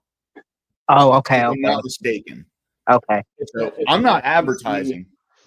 It's an FCC law that you can't have drugs or alcohol. We had a Tully rep come into the bar and they brought some nice swag. So technically, if you're sponsored by them, would that technically be an advertisement then? Would that change you into advertising laws? Fair. Well, so that's the thing, right? Like the way YouTube advertisements work is if I were to be actively advertising the brand, like in the paid sponsorship, then I probably like if the entire video was the ad, then yeah, I probably wouldn't be able to drink. Now I don't know this for sure. I'm operating off of kind of an assumption, kind of what I've heard, you know what I mean? But now if I just had like one paid segment of the video that I did to advertise for whatever, then I think I'd probably be able to drink outside of that. That's an interesting question. I have no idea. No, that makes sense. That makes sense. But like I said, I don't fucking know. You know what I mean? Well, you got to start preparing, for when you blow up, I know. Dude, when I get that Michelob Ultra thing, dude, I'm going to switch to fucking Miller or something. If I could get a sponsorship by these guys, I'd be fucking happy as a pig in shit, my guy. What's that? Fucking this guy that makes pickles, he up here in up in my hometown. Dude, local. Oh, it's upside down. The pickled pimp. Okay. Okay.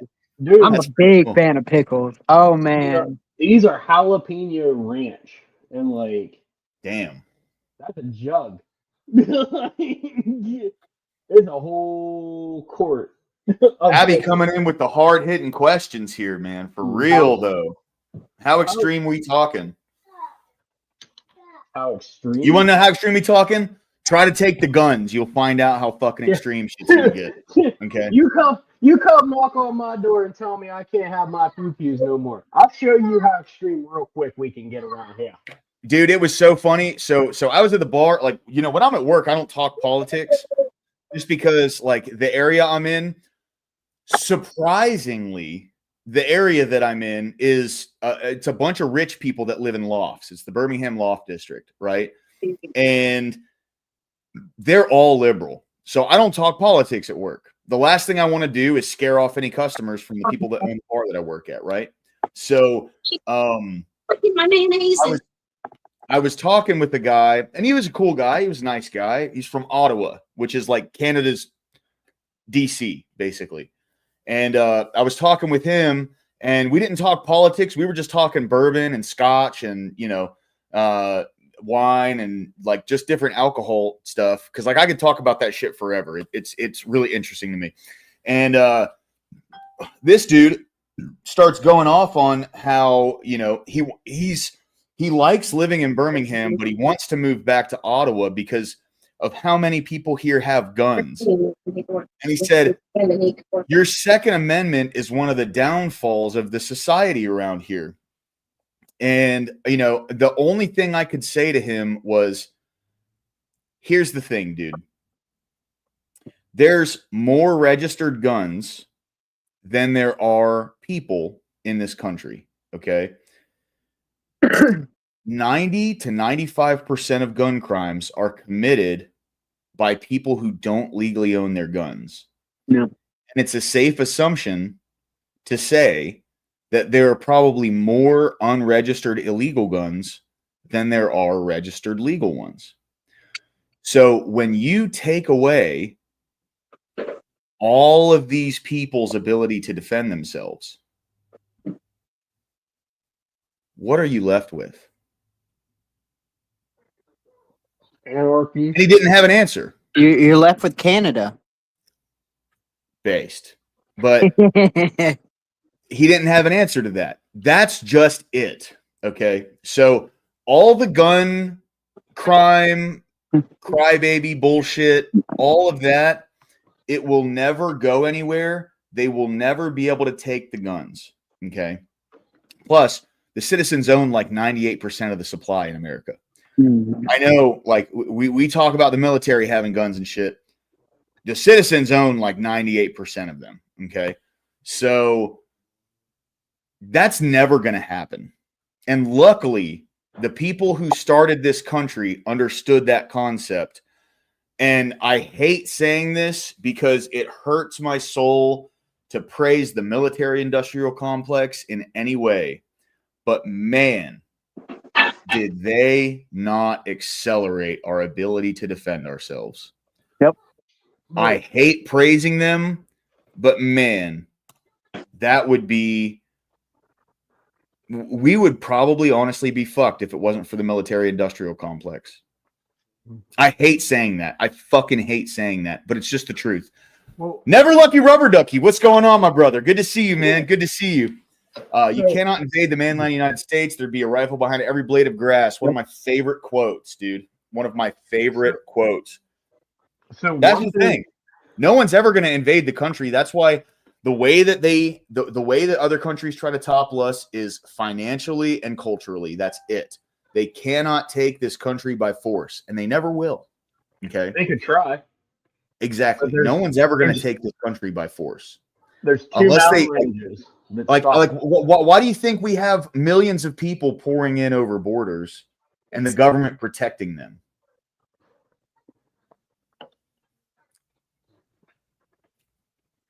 And they're trying to take our guns? What the fuck? So here's the only thing that they can do to not get rid of the Second Amendment, but to basically stop the self-defense clause of the Second Amendment, and that's if they get Heller overturned. Yeah, well, they'll never change the self-defense laws. Exactly. But that's never going to happen. If that does happen, that's the only way they're going to ever impede on the Second Amendment. That's the only thing that they can do.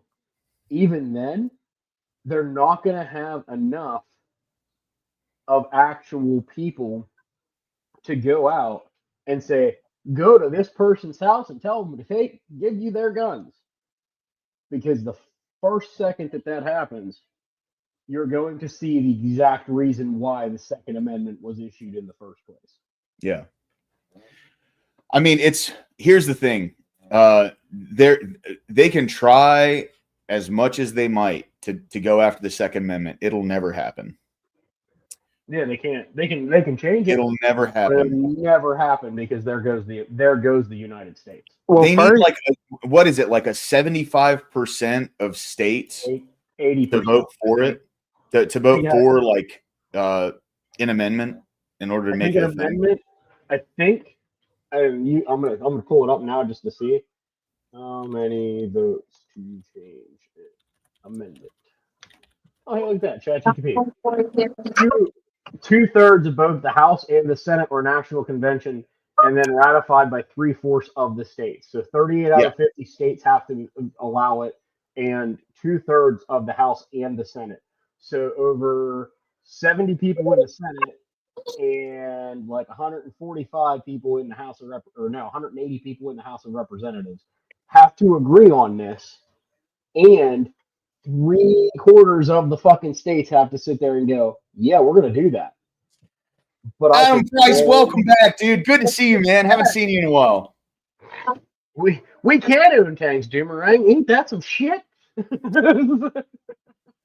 I forget which president it was, but it was during the time where our ships were getting fucked up by like pirates and shit overseas. And the guy was like, "Does the Second Amendment allow me to have a cannon?" And I guess the president was like, "Is it a gun? Does it fire munitions?" "Yes, it does." "Okay, then you can own a cannon." And Yeah, it's a everybody was big like, gun on wheels. "Oh, I need a cannon now." I don't have the money for a tank, but if I did, I'd probably have one. I'm gonna quote XXX State of the Union: "If it has wheels, we can jack it." There you go.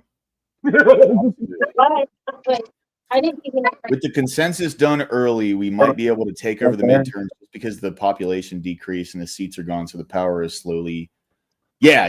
We definitely need a new census. Absolutely, 100% agree, bro. We need a new census within the next year. It's done every 10 years, so we should be coming up on the halfway point for the census, aren't we? Yeah, but the thing is, the last one was done in 2020 during COVID, and there's redone. Yeah, there's a lot of bullshit with the last census, right? There was this whole controversy, and everyone was like attacking Trump about him trying to get in the way of the census, but literally all he was trying to do was like fast track getting illegal immigrants not counted in the census. Why the fuck are we counting them anyway? Why are we counting any non-citizens? Yeah, they shouldn't be counted. Based. ChatGTP says you could drink beer on stream. Fucking yeah, thank you, level 4. Cool, man. Cool. Yeah. I haven't been streaming as often either, dude. I need to get back into my routine, man. I've gotten wrapped up with work. You know, life happens, and this is something I always look forward to, bro. I'm not gonna lie, man. That last week that you weren't here, I was about to like message you on Discord or send you a call on Discord and be like, "You good, man?" Like then I saw your post come up. I was like, "All right, he's good. We're good." Like, yeah. Well, no, I just and I've had a lot of people talk to me on this stuff, and I don't get at my computer anymore. Like I'm constantly fucking moving and doing stuff, and it's I agree. I need to cut out some more time for this, man. I miss it, bro. I miss you guys. Seriously. All right, let's finish this video up. The Mexican flags and then the gay flag in the back. Like, dude, what is going on? I was just about to say that. Like, yeah, because the Mexicans are all for the gays and lesbians, right? Yeah, totally. Yeah.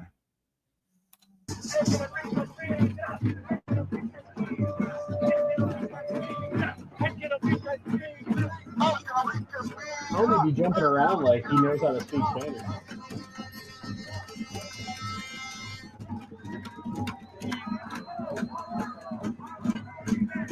Folks, believe it or not. And the only American flag that was in that entire clip was fucking upside down.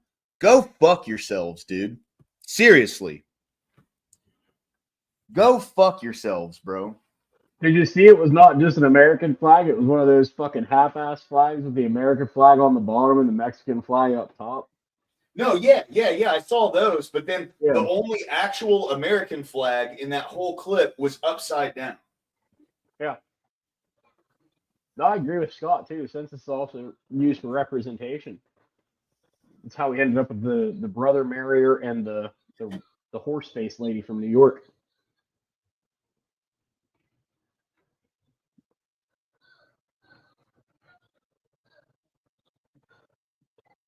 I'm just so glad these people are losing, dude. Me too. I'm so glad they're losing. Like, fuck these folks, man. Seriously, fuck these folks. Disrespectfully, go fuck yourself. Like, 100%. oh, That was downtown Chicago.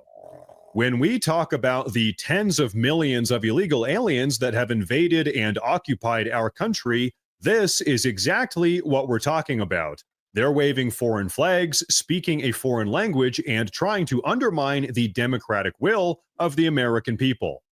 And once again, why are they doing this? Because President Trump had the audacity to try to clean up all of the crime in Chicago. It's absolutely insane.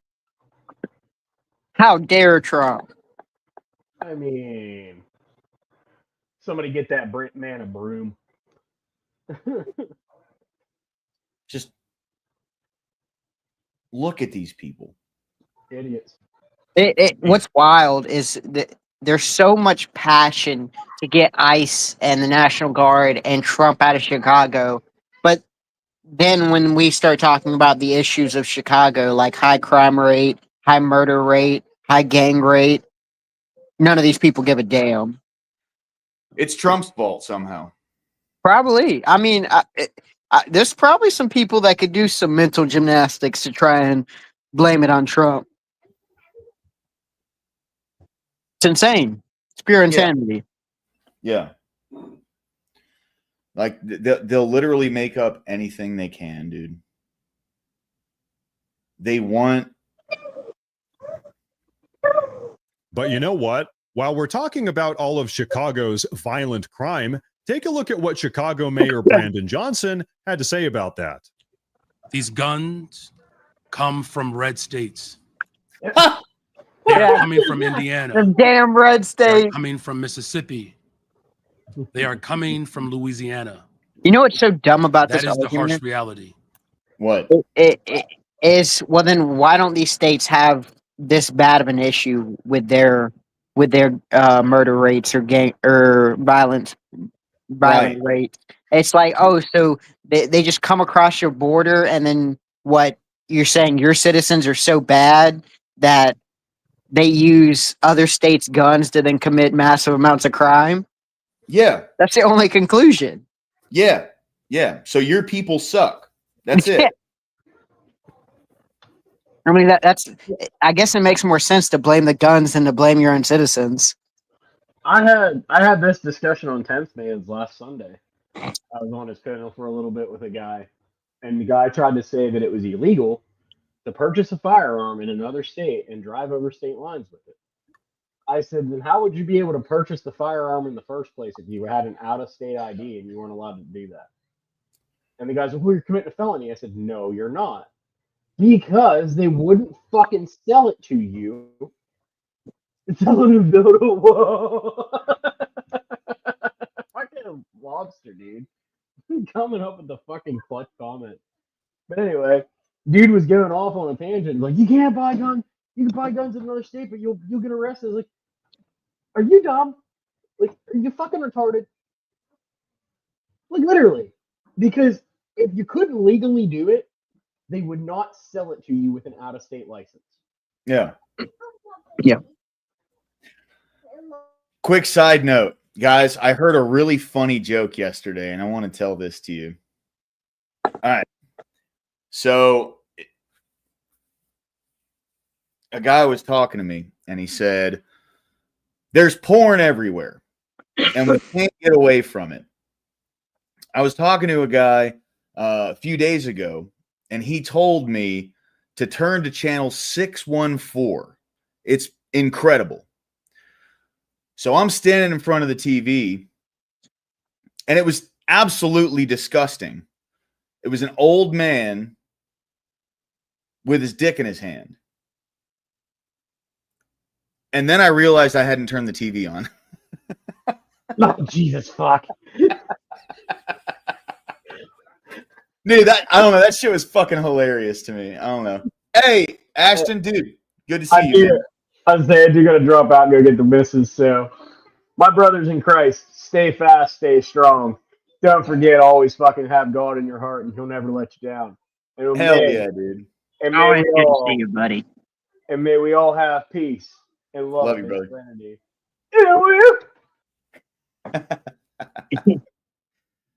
There we go. All right. Whether Republicans like it or not, occupying our city will do nothing to solve this problem.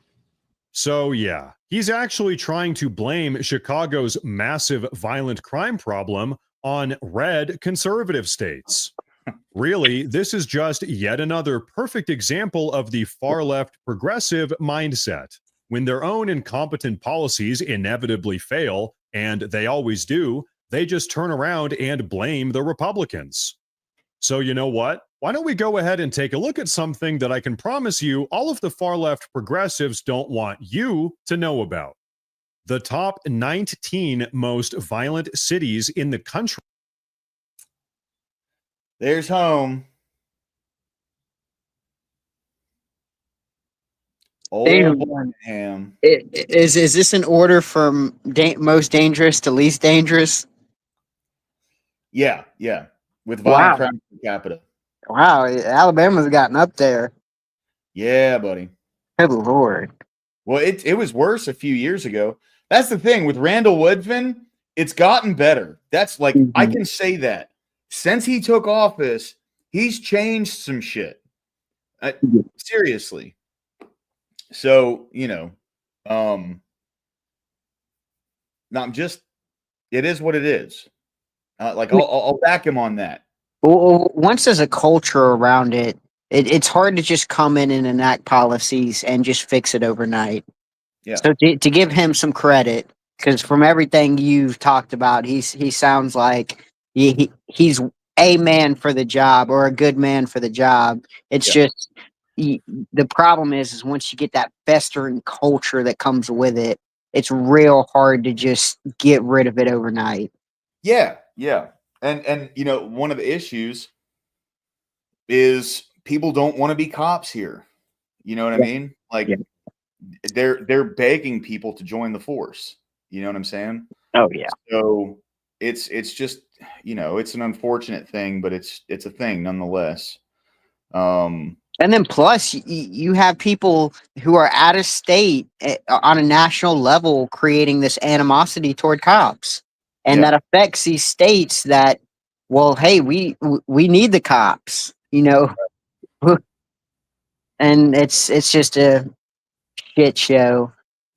Dude, I'll tell you, Memphis is fucking rough. Oh dude. Yeah. Like Memphis that's a rough city, dude. And to be fair, I think the same argument applies there. They've probably gotten, marginally better, but it's still like that culture's there.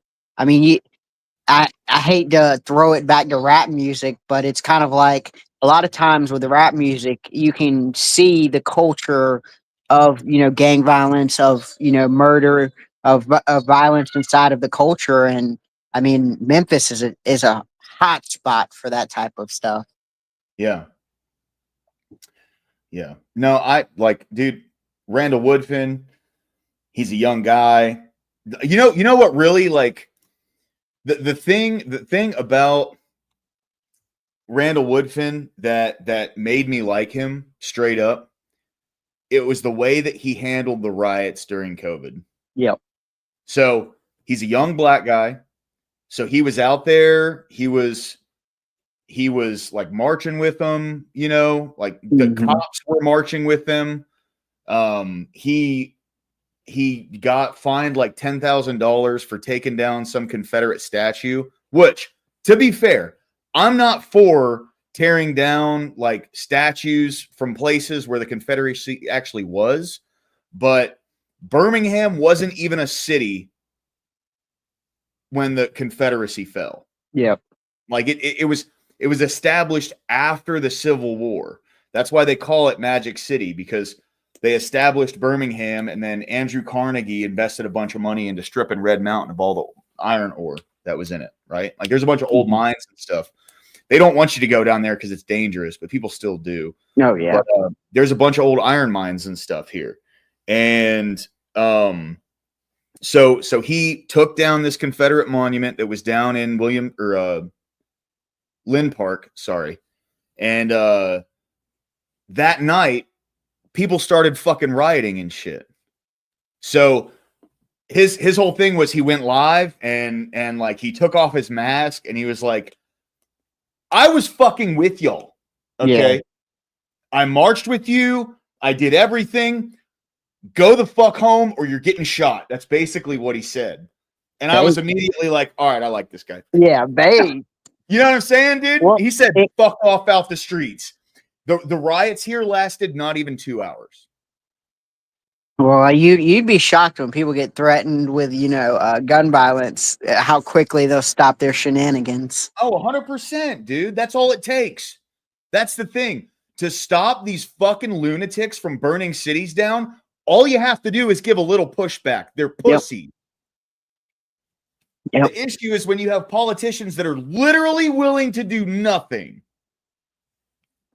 Who will go out and march with them, and then they start rioting, and then the politicians just look the other way because they don't really. Yeah, they go back to City Hall because no one's burning City Hall down. They're just gonna burn a bunch of poor businesses and shit. Go fuck yourselves. They're hurting the people that vote for them. Yeah, like, that's what's so insane about a lot of these riots is like at least with the argument with January 6th, they took it to people that they had a problem with. These people are talking how bad the government is, yet are destroying people's jobs, people's homes, people's vehicles. It's insane. It's pure insanity. All you're doing is taking your frustration out on your fellow citizen. It is 100%. See, I genuinely, I think they're accounting for the whole Birmingham municipal area here. Mm-hmm. If they're not, then is there a Birmingham County? No, it's Jefferson County. Jefferson. But that may be how if I were to think, that may be how they're accounting for it. It would probably be higher if they did the whole county. Oh, damn. Yeah, because Bessemer's not part of Birmingham at all. So it's like two townships away. That's not part of the Birmingham municipal area. Bessemer's fucking terrible. But these are major cities, right? Bessemer's kind of a town, but it's like they're literally taken over by a gang. Like it's fucking wild over there, dude. Yep. Anyway, we'll get back to it. Are governed by the Democrats. Very clearly, the common denominator here is incompetent progressive leadership. Wait, hold on.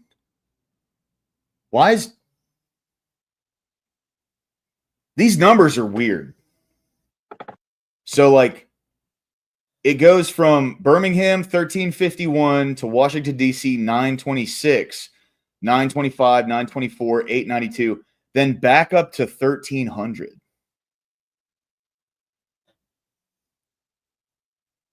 And then 1100, and then 993. I think whoever made this, these three right here should be right here under Birmingham. And then the list goes in order from there. Whoever made this list fucked it up. That's all I'm saying. Damn, Nashville's bad? I did not realize that. That's crazy. I knew Jackson's bad. Dude, Mississippi's a fucking hellhole, bro. It's crazy.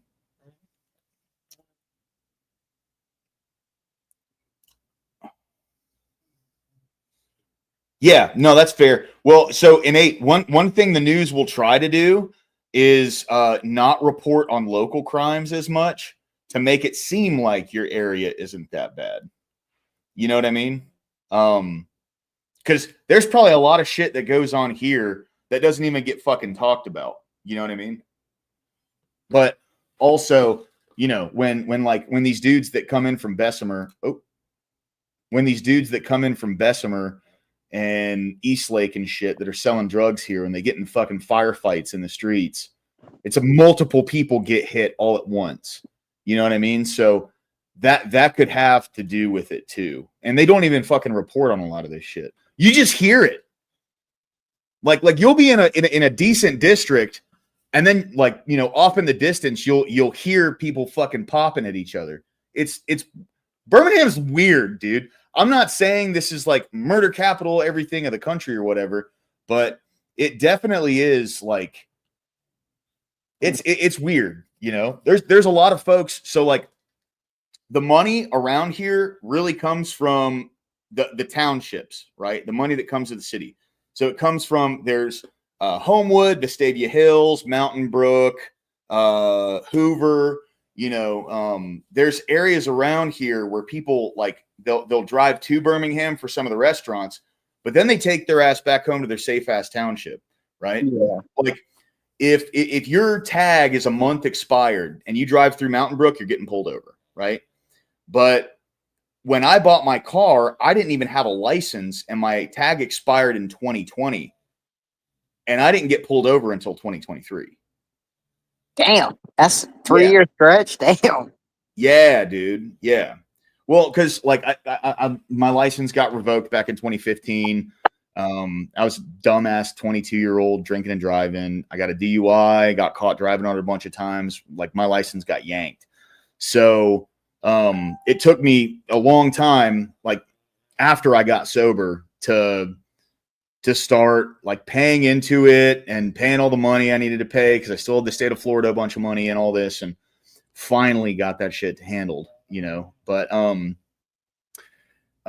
yeah, like cops around here don't even give a shit about that, because literally at any fucking moment they're gonna get called to a murder or a shooting or something like that. So cops, they don't really like pull people over unless you're like doing something egregious, right? Mhm.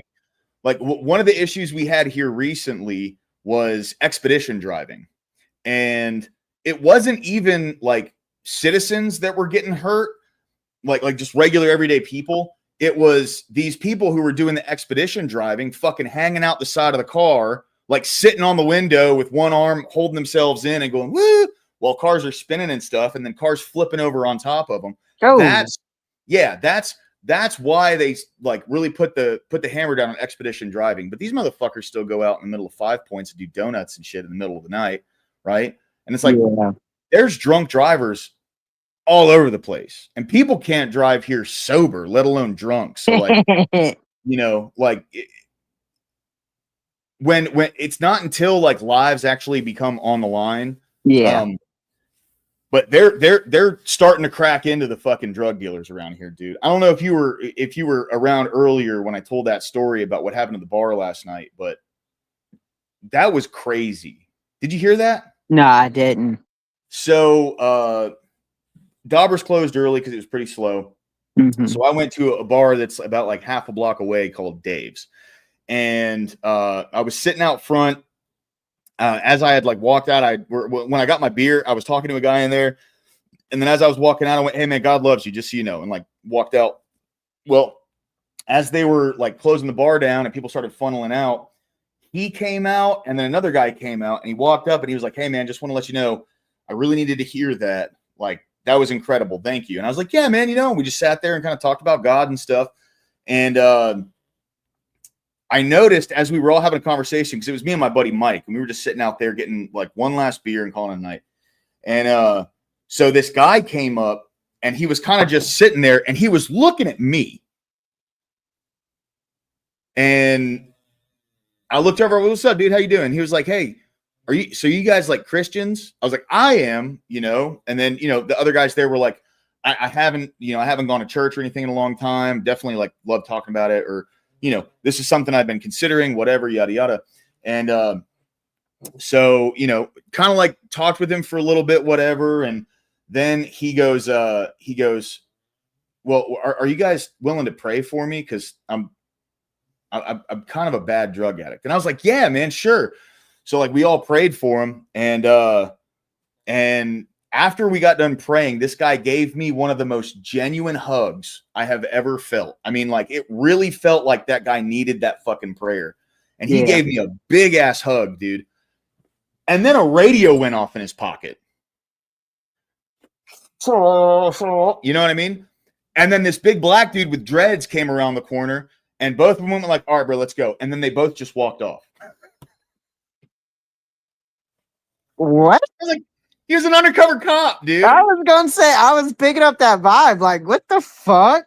Yeah. And it was crazy. I was kind of mad at first because I felt like deceived. But then someone in chat earlier brought up a good point. And it was like, what if he actually did need some prayer?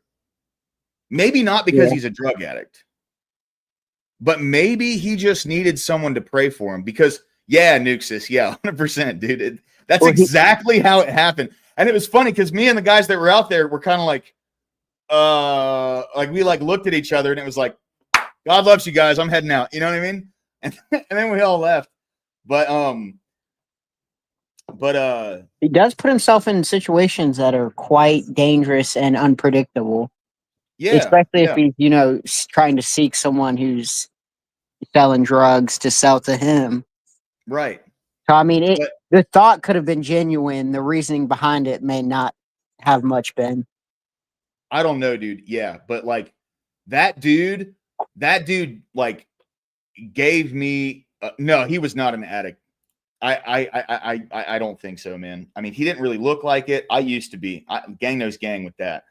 But he didn't look like it. Like, you know, in my head, I was thinking, you know, maybe he's got like a cocaine habit or something or whatever, yada, yada. But when that radio went off in his pocket and then the dude came around and they both just walked off, this is a dude that was standing out there by himself. A radio goes off in his pocket and then some random ass dude comes around the corner and they go, all right, man. Yeah. Yeah. You know, but it was like when he gave me that hug, dude, like it wasn't like a pat, all right, man, thank you. All right, let's go. It was like that motherfucker embraced me. Yeah. It was crazy, dude. You know, so that was something someone brought up in chat earlier, which was like, you know, maybe he did need someone to pray for him. Maybe he knows God and he's just kind of like strayed away a little bit and needed someone to remind him who the good Lord is. You know what I mean? Or maybe, I mean, because if this is something, you know, he does a lot where he's going to local bars and stuff to kind of scout the area, maybe he was just happy to see that, you know, a Christian like yourself was, you know, out at least preaching the word and, you know, at least, well, I wouldn't say preaching the word, but at least. Yeah, I wasn't preaching. Yeah, my bad. That was a terrible, but like, I guess being open with it and being willing to talk about it. Yeah. Because it may not be something he sees a lot. Because I'm not afraid to talk about God and Jesus in public. I'm not. I know, like, there are some people that I've met, like when I got saved last year, okay, the guy that took me through like the I don't know if it was like a saving prayer or whatever, but like who took me through the process of like committing my life to Jesus. He didn't want to talk about it very loud. He'd always like, you know, with Jesus, and that's why it's such a good thing. That's the way that he would talk about it. I ain't like that, bro. I'm big and boisterous. I'll talk about that loud and proud, you know. But I don't preach. You know what I mean? Like I tell people my experience, and that's it. Yeah, right? That's all it is. Plug it up. Cops see all the evil the world has to offer, and to get a respite from that was probably what made him act like he did. Maybe, dude. Maybe. You know? I mean, well, I was just gonna say it's probably something he just doesn't see that often, especially in his line of work. And it, you know, if he is a Christian, it it may bring him some joy. Maybe something he genuinely likes. I hate to switch the topic up a little bit, but a tad bit of news. You know, Rob's debating Destiny tomorrow. I can't wait. It's going to give me something to watch at work. Destiny looks rough too from the little, I guess, picture that they had of Destiny. He looks rough. What do you mean? He like just looking at him, he looks a lot rougher than he normally does. Well, he's got a bunch of fucking CSAM on his computer, and he's in the middle of a lawsuit from a chick from like sharing porn that he made with her to some fucking kid. Yeah. And it's the kid that he sent it to who's in the videos that he has on his computer. I just thought it was funny because, man, when I seen that standstill photo of, Rob, he's got his hand on his chin thinking, I was like, okay. And then I see Destiny's picture and I'm like, Jesus, that dude looks rough. Yeah, well, he's a drug addict, man. Or that, and he's proud of it too. I do a lot of drugs. I watch a lot of porn. Like, that's not something to be proud of. I mean, maybe that's your audience, right? Like, maybe your audience are a bunch of fucking coomers who are gooners who are totally cool with sitting at home watching porn, beating their dick all day, living off a mom, doing drugs. Fuck that, dude. I just thought that was interesting. It's something I didn't see I would ever get to see again. Rob versus Destiny. Yeah. It's good to know that he has the balls, but he's probably like right now. See, I know Rob thinks differently. Destiny is losing relevancy. Yeah. He's losing relevancy, especially with like every time he gets any modicum of like mainstream attention, a new fucking scandal comes out. And now when it comes to child porn, fuck that, dude. I don't see anyone touching him with a 10-foot pole. And he needs to get fucking investigated. Seriously. Like, yeah, I agree. It's something. It's kind of like around with kitty stuff, dude. Fuck that piece of shit. He preached the degeneracy, so now he has to face the consequences. I just didn't think the degeneracy would go this far. Neither did I. I mean, but that's the thing, honestly, he's talked about this shit before. He's defended it before. Yep. Well, it's funny. He's quick to hold other people to such a high standard, and boy, has his worldview fallen so much.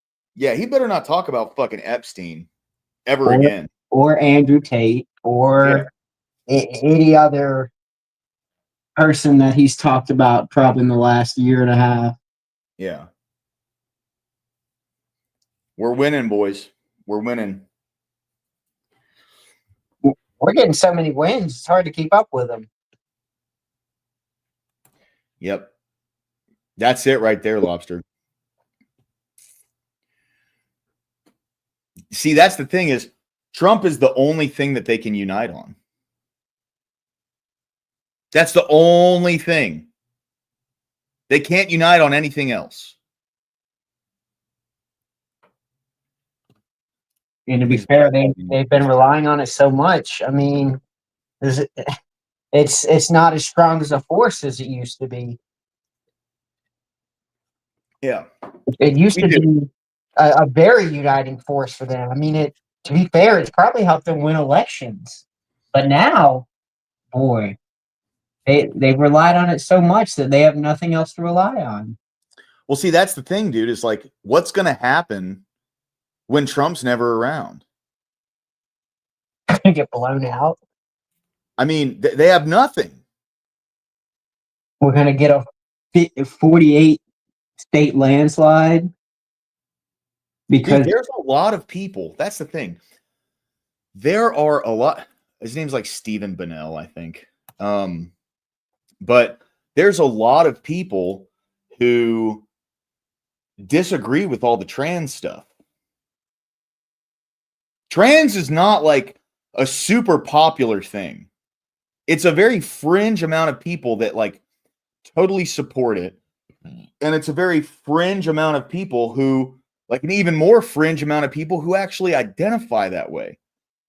Mm-hmm. Now I know they say, well, there's kids identifying as this these days and this many teenagers and yada, yada, yada. But that's the thing. If we illegalize the surgeries, that's going to change once they hit 25. You know what I mean? Yep. Like, that's not going to be something that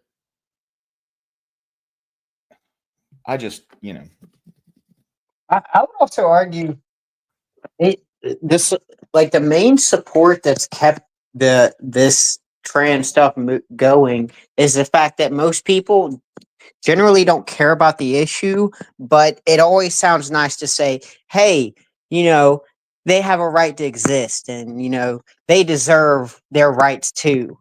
But after a while, most people who are, you know, just slightly care or just care about, you know, them existing, they're going to lose interest in it. And so it's only going to be the hardcore supporters, you know, that actually, I guess, support it and keep the movement going. And then once that happens, the movement's dead. Right. Well, see, that's the thing, bro. Like, you know, I've said this before. I live in a blue city. I have a bunch of left-leaning friends, right? They don't come to my stream. They know about my stream. They know what my beliefs are. I'm the same way on stream as I am when I'm talking politics in regular life, right? Mm-hmm. It's just how I talk. But they all agree with me on this, that it's not fucking natural. This shouldn't be a thing, right? Like, at the end of the day, though, here's what it is, right? And this is somewhere where I can agree with them. If someone wants to be trans, if you want to call yourself that, go ahead. Who cares? It's no one else's business. The issue is you can't expect other people to manipulate the way that they talk, think, and act to appease you. Yep. You cannot expect anybody to do that. That's not how this shit works. And we're looking at how when the government intervenes in stuff like this, we're seeing how that turns out in other countries right fucking now. So, yes, it's only an issue because it puts the right into an oppressor role based. Yeah. They don't. Yeah, exactly. Well, it's all political expediency. Like that's literally like all the left has. The left doesn't give a shit about any of these issues. They give a shit about how it's going to affect them politically, right? So, you know, they'll so much as losing fucking stances on things. Because if the problem is, if they lose their like riled up activist base, no one will ever vote for them again. They'll never win another election. So they have to appease this core that brought them Obama, that brought them Biden. You know what I mean? They have to appease that core. If they betray that core, they're fucking done. They have nothing. So, you know, that's the issue with Trump is he had just W after W after fucking W when it came to these issues that people on both sides fucking agreed with. Like, I have a lefty friend that voted for Trump last year. You know what I mean? Oh, yeah.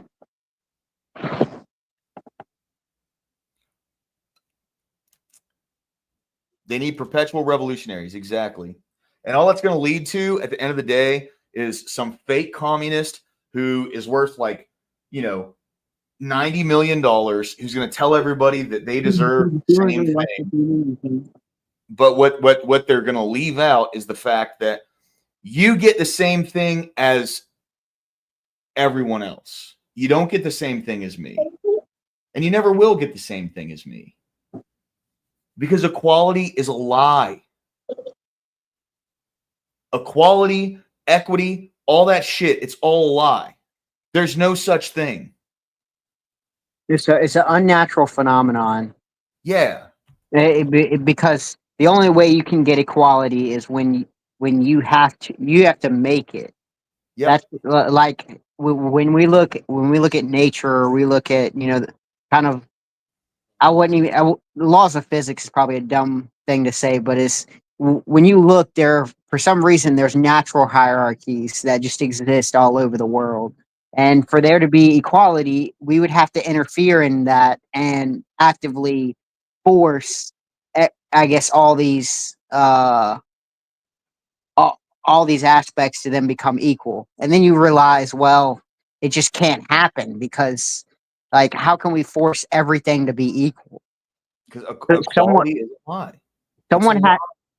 But someone has to be the person enforcing it. So that would already mean there's no equalness. It's the same thing with money. Yep. Everyone wants the same amount of money in this perfect utopian socialist society, but something's going to have to distribute it. Yep. And once that central thing gets its grimy fucking hands on your money, you think they're just going to be good stewards and pass it out equally? Go fuck yourself. But history has shown us that that never happens. Exactly. Time and time and time and time and time and time again. It never works out. I think what is it the Pareto distribution where it's Pareto, like yeah. it's like in every system that you can measure, there's a 10% quantity that will end up owning 90% of the outcome. So like basketball players, there will only be 10% of basketball players that make 90% of the money. And you can measure that through production, you can measure that through companies, you can measure that through countries, you can measure it through almost anything we can observe. Yeah, that's just how it goes.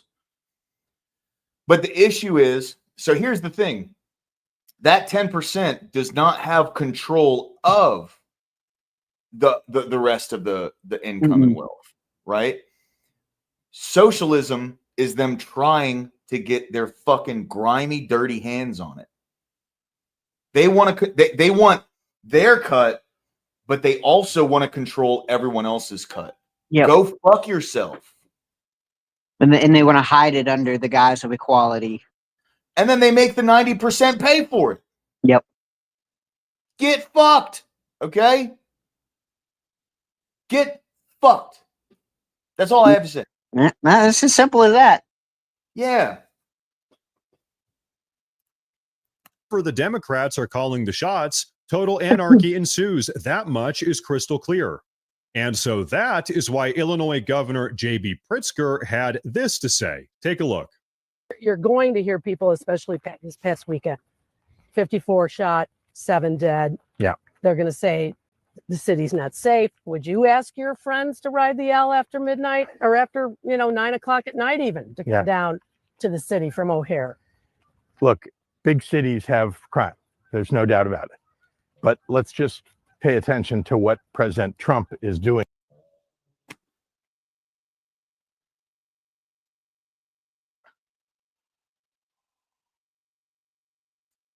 Look, our city's crime ridden. I wouldn't have my friends go anywhere near any of these fucking violent plebeians that you have on the bottom level. But let's just pay attention to Trump and not that. That's literally what this piece of shit said. And it's so asinine because you can ask these same people, hey, would you like to go spend a night in a place like Iraq during the early, I think, 2012, 2013s? Or would you rather go spend a night in Chicago? Well, let me tell you something. You're more likely to be killed in Chicago than you would be if you went and stayed in Iraq. And that's why Chicago got the name Chirac, because for a long period of time, there were more people killed on the weekends than were killed during a week in Iraq. Yeah.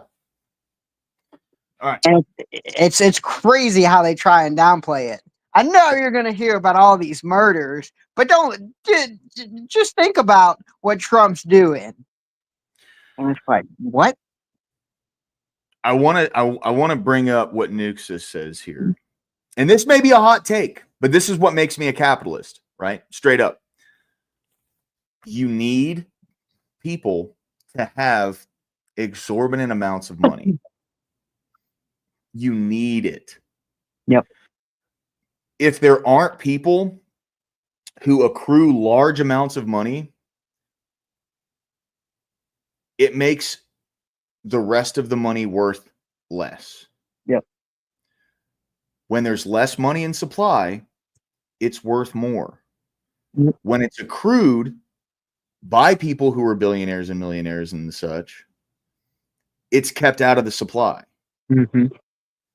It directly affects the value of the currency. Yep. You need billionaires. You need millionaires.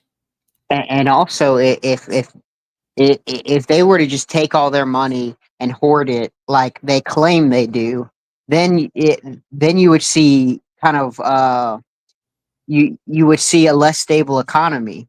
But then they're advocating for the government to go do the same thing. It's like we want to give the government all the money and all the power. Well, if you do that, then your argument would still apply. If you're the one claiming that the billionaires all they want to do is consolidate power. It's like if you're so worried about them, then why are you taking their money and then wanting the government to do the same thing? This is the very thing that led us into the position that we're in today. It was a bunch of lazy ass people saying, government, you do this. Yep. Government, you do this. Government, you do this. Government, you do this. And now, since so much responsibility has been handed to the government, people are comfortable with that. Yep. Just let the government do that. Equally distribute our money. Let the government do that. The same government they gripe against. Right. But they are the ones who put us in this position.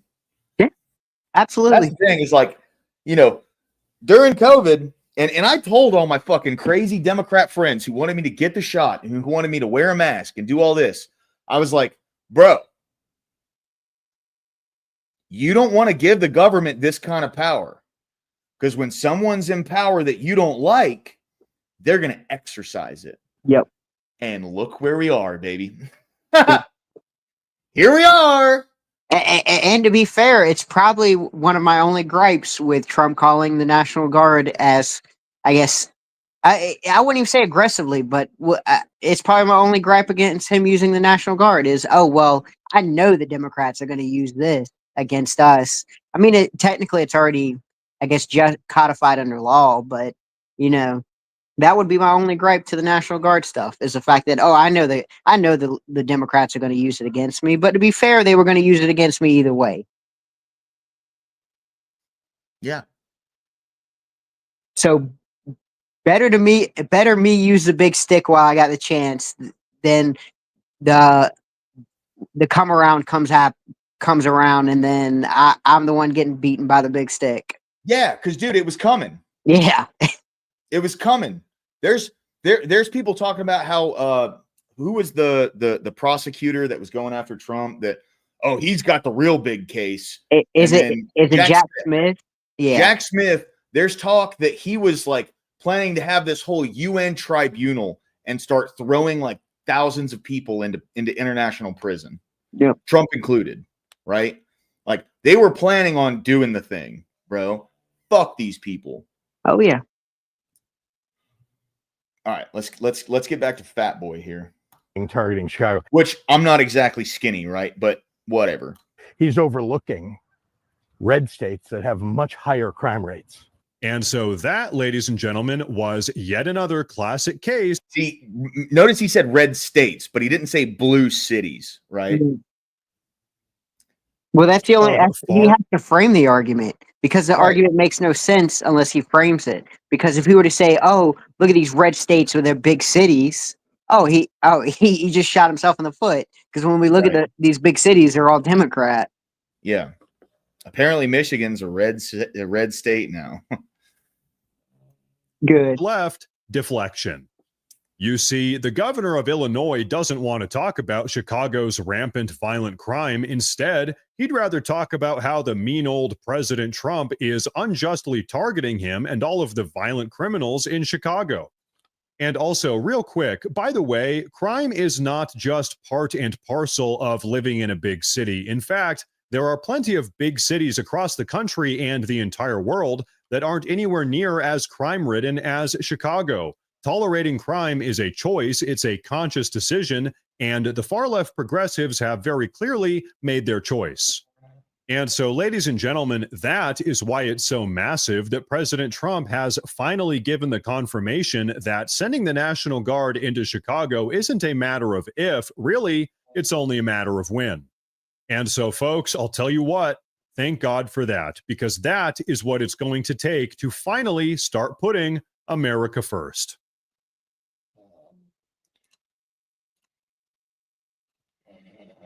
So I've been watching. You're gonna see a lot of the stuff that I watch, like Max the Meat Guy. Everyone will learn how to cook a perfect steak. Watch his fucking videos, man. He's fantastic.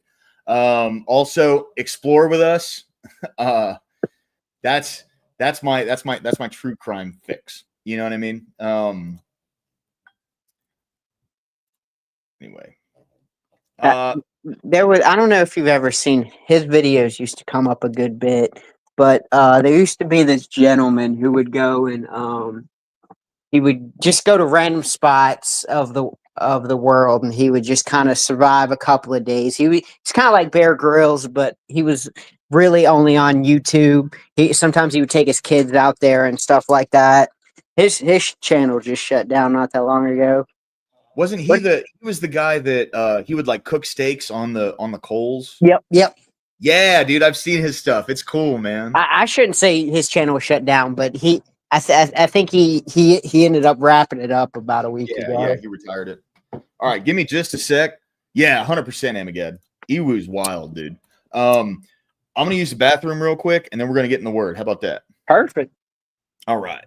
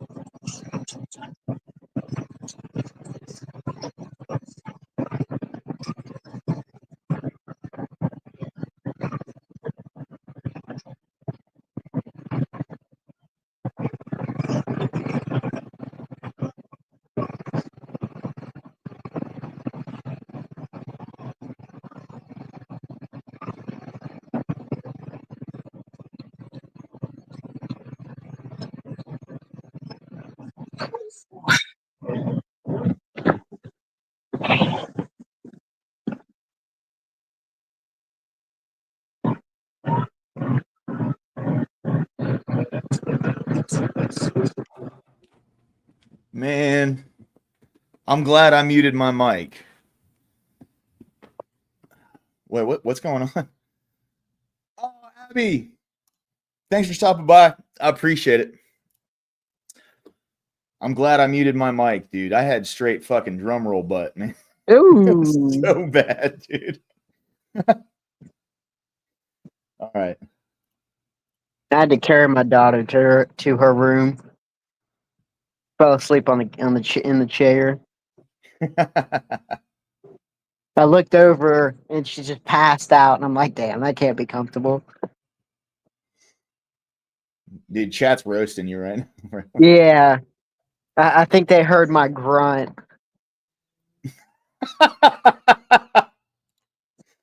All right. Charlie's got to use the bathroom real bad. Are you cool with us just doing like 6 chapters and then? Oh yeah. Okay, cool. Yeah, he's bugging me a little bit, but I'm not gonna not read the word this time because last time I didn't get around to it, and then I ended up getting fucking wrapped up in some shit. So, all right, let's get to it, boys. All right, God's charge to Joshua. Now it came about after the death of Moses, the servant of the Lord, that the Lord spoke to Joshua, the son of Nun, Moses' servant, saying, Moses, my servant, is dead. Now, therefore, arise, cross this Jordan, you and all this people, to the land which I am giving to them, to the sons of Israel. Every place on which the sole of your foot treads, I have given it to you, just as I spoke to Moses. From the wilderness and this Lebanon, even as far as the great river, the river Euphrates, all the land of the Hittites, and as far as the great sea toward the setting of the sun will be your territory. No man will be able to stand before you all the days of your life. Just as I have been with Moses, I will be with you. I will not fail you or forsake you. Be strong and courageous, for you shall give this people possession of the land which I swore to their fathers to give them. Only be strong and very courageous. Be careful to do according to all the law which Moses, my servant, commanded you. Do not turn from it to the right or to the left, so that you may have success wherever you go. This book of the law shall not depart from your mouth, but you shall meditate on it day and night, so that you may be careful to do according to all that is written in it. For you will make your way prosperous, and you will have success. Have I not commanded you? Be strong and courageous. Do not tremble or be dismayed, for the Lord your God is with you wherever you go. Joshua assumes command. Then Joshua commanded the officers of the people, saying, pass through the midst of the camp and command the people, saying, prepare provisions for yourselves, for within 3 days you are to cross this Jordan, to go and to possess the land which the Lord your God is giving you, to possess it. To the Reubenites and the Gadites, and to the half tribe of Manasseh, Joshua said, remember the word which Moses, the servant of the Lord, commanded you, saying, the Lord your God gives you rest and will give you this land. Your wives, your little ones, and your cattle shall remain in the land which Moses gave you beyond the Jordan, and you shall cross before your brothers in battle array, all your valiant warriors, and shall help them until the Lord gives your brothers rest. And as he gives you, and they also possess the land which the Lord your God is giving them. Then you shall return to your own land and possess that which Moses, the servant of the Lord, gave you beyond the Jordan toward the sunrise. They answered Joshua, saying, all that you've commanded us we will do, and wherever you send us we will go. Just as we obeyed Moses in all things, so we will obey you. Only may the Lord your God be with you as he was with Moses. Anyone who rebels against your command and does not obey your words and all that you command him shall be put to death. Only be strong and courageous.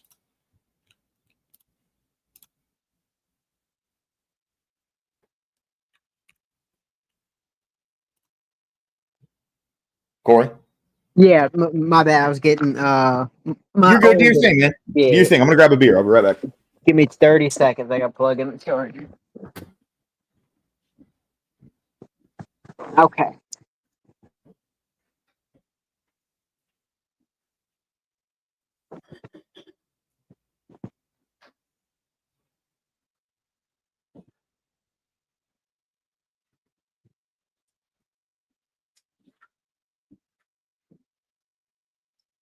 Can you still hear me, lower class? Yep. Okay, I'm gonna go ahead. Then Go ahead, Joshua the son of Nun sent 2 men as spies secretly from Shittim, saying, go view the land, especially Jericho. So they went and came into the house of a harlot whose name was Rahab, and lodged there.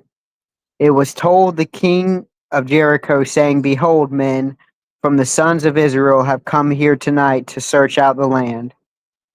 And the king of Jericho sent word to Rahab, saying, bring out the men who have come to you, who have entered your house. for they have come to search out all the land. But the woman had taken the 2 men and hidden them. And she said, Yes, the men came to me, but I did not know where they were from. It came about when it was time to shut the gate at dark that the men went out. I do not know where the men went. Pursue them quickly, for you will overtake them. But she had brought them up to the roof and hidden them in the stalks of flax. Is that falks? Flax. Flax. Oh, duh. Flax, which she had laid in order on the roof. So the men pursued them on the road to the Jordan to the fords. And as soon as those who were pursuing them had gone out, they shut the gate. Now before they lay down, she came up to them on the roof and said to the men, I know that the Lord has given you the land, and that the terror of you has fallen on us, and that all the inhabitants of the lands have melted away before you. For we have heard how the Lord dried up the water of the Red Sea before you when you came out of Egypt, and what you did to the 2 kings of the Amorites who were beyond the Jordan, and to Sihon and Og, whom you utterly destroyed. When we heard it, our hearts melted, and no courage remained in any men any longer because of you. For the Lord your God, He is God in heaven above and on earth beneath. Now, therefore, please swear that you also will deal kindly with my father's household and give me a pledge of truth, and spare my father and my mother and my brothers and my sisters with all whom belong to them, and deliver our lives from death. So the men said to her, Our life for yours, if you do not tell his business of ours. And it shall come about when the Lord gives us the land that he will deal kindly and faithfully to you. All right, real quick, I just want to say, I know Abby's not here anymore. Abby donated $20. Abby, thank you very much, Abby. I know you're not here anymore, but it is so greatly appreciated, man. Thank you very much. It's just absolute legend. She's donated a good bit to the channel so far. So that's, you know, the donations are not there. I don't expect that from you guys. It's just always greatly appreciated. Everybody, thank you. Thank you so much. All right, go ahead. The promise to rehab. Then she let them down by a rope through the window, for her house was on a city wall, so that she was living on the wall. She said to them, Go to the hill country, so that the pursuers will not happen upon you, and hide yourself there for 3 days until the pursuers return. Then afterwards you may go on your way.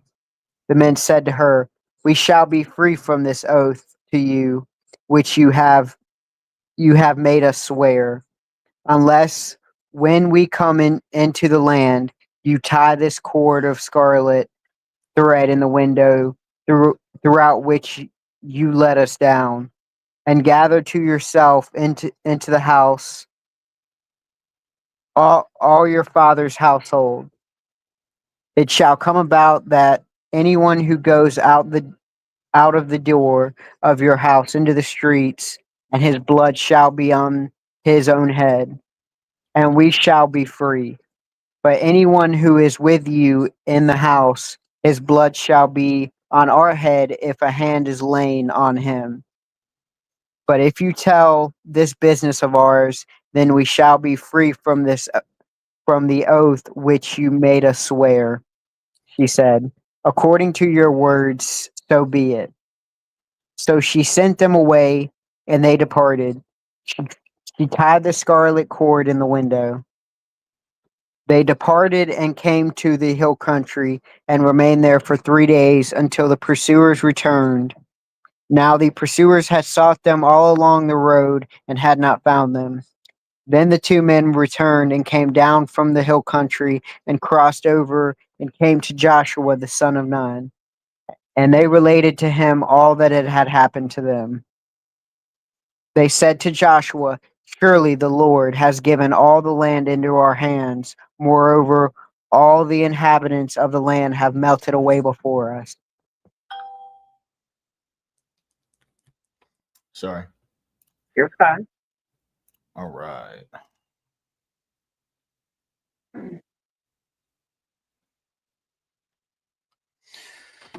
Okay. So Israel crosses the Jordan. Then Joshua rose early in the morning, and he and all the sons of Israel set out from Shittim, and came to the Jordan, and they lodged there before they crossed. At the end of the 3 days, the officers went through the midst of the camp. And they commanded the people, saying, "When you see the ark of the covenant of the Lord your God, with the Levitical priests carrying it, then you shall set out from your place and go after it. However, there shall be between you and it a distance of about 2,000 cubits by measure. Do not come near it, that you may know by the way which you should go, for you have not passed this way before." So that's roughly about 3,000 feet. Okay. Then Joshua said to the people, "Consecrate yourselves, for tomorrow the Lord will do wonders among you." And Joshua spoke to the priests, saying, "Take up the ark of the covenant and cross over ahead of the people." So they took up the ark of the covenant and went ahead of the people. Now the Lord said to Joshua, "This day I will begin to exalt you in the sight of all Israel, that they may know that just as I have been with Moses, I will be with you. You shall, moreover, command the priests who are carrying the ark of the covenant, saying, when you come to the edge of the waters of the Jordan, you shall stand still in the Jordan." Then Joshua said to the sons of Israel, "Come here and hear the words of the Lord your God." Joshua said, "By this you shall know that the living God is among you, and he will assuredly dispossess from before you the Canaanite, the Hittite, the Hivite, the Perizzite, the Girgashite, the Amorite, and the Jebusite. Behold, the ark of the covenant of the Lord of all the earth is crossing over ahead of you into the Jordan. Now then, take for yourselves 12 men from the tribes of Israel, one man for each tribe. It shall come about when the soles of the feet of the priests who carry the ark of the Lord of all the earth, rest in the waters of the Jordan. The waters of the Jordan will be cut off, and the waters which are flowing down from above will stand in one heap." So when the people set out from their tents to cross the Jordan, with the priests carrying the ark of the covenant before the people, and when those who carried the ark came into the Jordan, and the feet of the priests carrying the ark were dipped in the edge of the water, for the Jordan overflows all its banks all the days of the harvest. The waters which were flowing down from above stood and rose up in one heap, a great distance away at Adam, the city that is beside Zarethan. And those which were flowing down toward the Sea of Arabah, the Salt Sea, were completely cut off. So the people crossed opposite Jericho, and the priests who carried the ark of the covenant of the Lord stood firm on dry ground in the middle of the Jordan, while all Israel crossed on dry ground until all the nation had finished crossing the Jordan.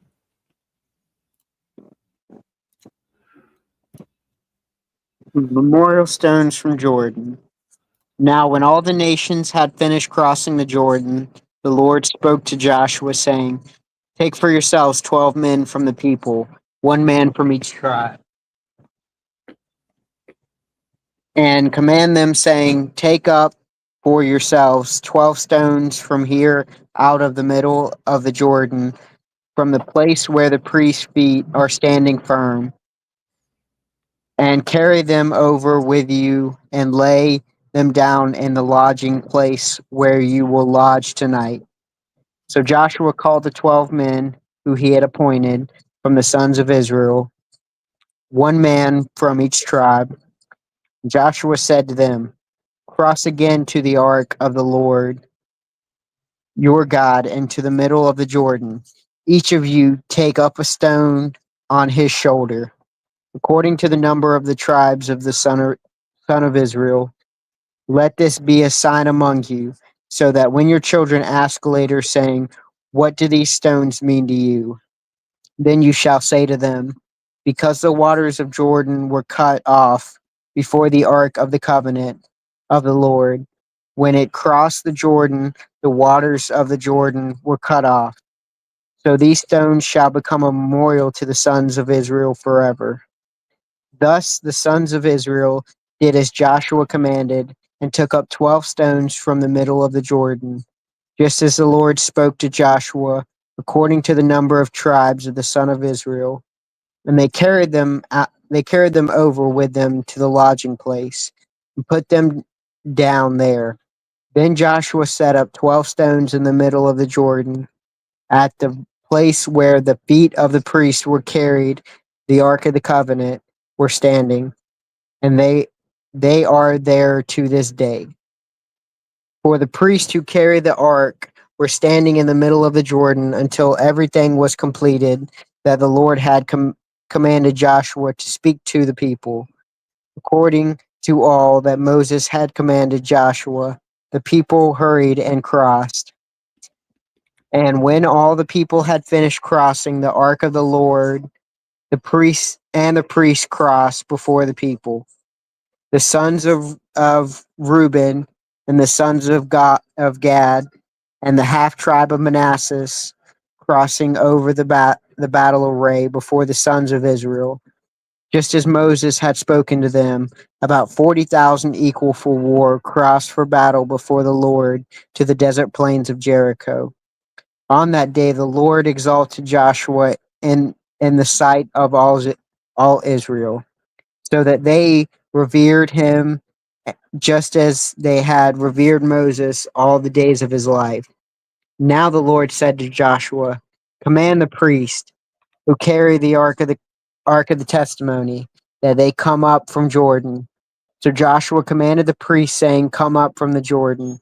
It came when the priest who had carried the ark of the covenant of the Lord had come up from the middle of the Jordan, and the soles of the priest's feet were lifted up to the dry land, that the waters of the Jordan returned to their place and went over all its banks as before. Now the people came up from the Jordan on the 10th of the first month and camped at Gilgal on the eastern edge of Jericho. Those 12 stones which they had taken from the Jordan, Joshua set up at Gilgal. He said to the sons of Israel, when your children ask their father in time to come, saying, what are these stones? Then you shall inform your children, saying, Israel crossed this Jordan on dry ground. For the Lord your God dried up the waters of the Jordan before you until you had crossed, just as the Lord your God had done to the Red Sea, which he dried up before us until we had crossed, that all the people of the earth may know that the hand of the Lord is mighty, so that you may fear the Lord your God forever. Ooh. He's like, when you look at these stones, every time I want you to be reminded, because Yeah. I know how my people are, and they are very stubborn and ignorant people. Yep. He said, that's what I did for you. That's what I did for you. Here, give me just a moment. You're good.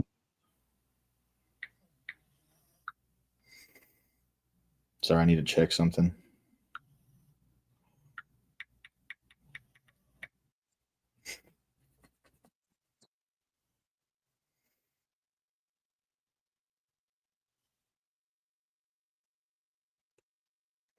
Awesome. Okay. We're good. We're good. All right. Israel is circumcised. Oh. Now it came about when all the kings of the Amorites who were beyond the Jordan to the west, and all the kings of the Canaanites who were by the sea, heard how the Lord had dried up the waters of the Jordan before the sons of Israel until they had crossed, that their hearts melted, and there was no spirit in them any longer because of the sons of Israel. At that time the Lord said to Joshua, make for yourselves flint knives and circumcise again the sons of Israel the second time. Why twice? Ah! At that time the Lord said to Joshua, So Joshua made himself a flint knife and circumcised the sons of Israel at Gibeath Haraloth. This was the reason why Joshua circumcised them. All the people who came out of Egypt who were males, all the men of war, died in the wilderness along the way after they came out of Egypt. For all the people who came out were circumcised, but all the people who were born in the wilderness along the way as they came out of Egypt have not been circumcised. Oh, okay. Okay. I thought he was... You're talking about like a double case of circumcision. I was like, what more do you need to cut, man? For the sons of Israel walked 40 years in the wilderness until all the nation, that is, the men of war who came out of Egypt, perished because they did not listen to the voice of the Lord, to whom the Lord had sworn that he would not let them see the land which the Lord had sworn to their fathers to give us, a land flowing with milk and honey. Their children whom he raised up in their place, Joshua circumcised, for they were uncircumcised, because they had not circumcised them along the way. Now, when they had finished circumcising all the nation, they remained in their places in the camp until they were healed. Then the Lord said to Joshua, "Today I have rolled away the reproach of Egypt from you." So the names of that place is called Gilgal to this day. What does that mean? Rolling. Okay. While the sons of Israel camped at Gilgal, they observed the Passover on the evening of the 14th day of the month on the desert plains of Jericho. On the day after the Passover, on that very day, they ate some of the produce of the land, unleavened cakes, and parched grain. The manna ceased on that day, or on the day after they had eaten some of the produce of the land, so that the sons of Israel no longer had manna, but they ate some of the yield of the land of Canaan during that year.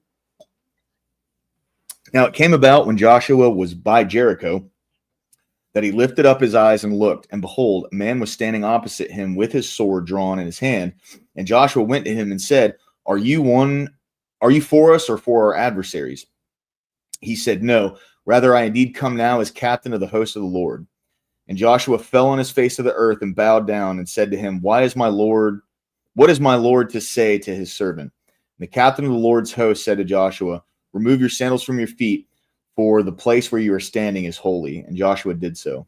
He said, What do I need to do for you, Lord? He said, Take your shoes off, dude. It makes you wonder, who was that man with the sword? Yeah. Because not saying that it is an angel, but I do know of an angel who does carry a sword. That's fair. But it says it was a man. But could it be in could it? Oh, okay, well that makes sense. I guess they probably would have specified the different. Well, I guess what I'm saying is to the people he presented as, or I guess to the people who were there, he may have been a man. Yeah. But what man would have been speaking for their Lord in that land? Yeah, the captain of the host. Yeah. Oh, Jesus. It was like when the angel showed up with the flaming sword. Yeah. Or could it have been the Lord himself? Fair. Yeah. The captain of the host of the Lord.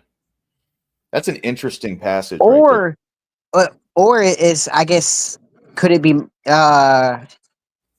Angel Michael? Yeah.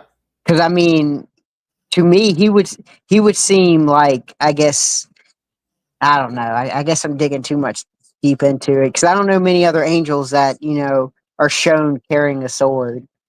But it could just be a man that was spread. I guess I don't know. It's tough. The title throws me off, I guess. 1 second. Hold on.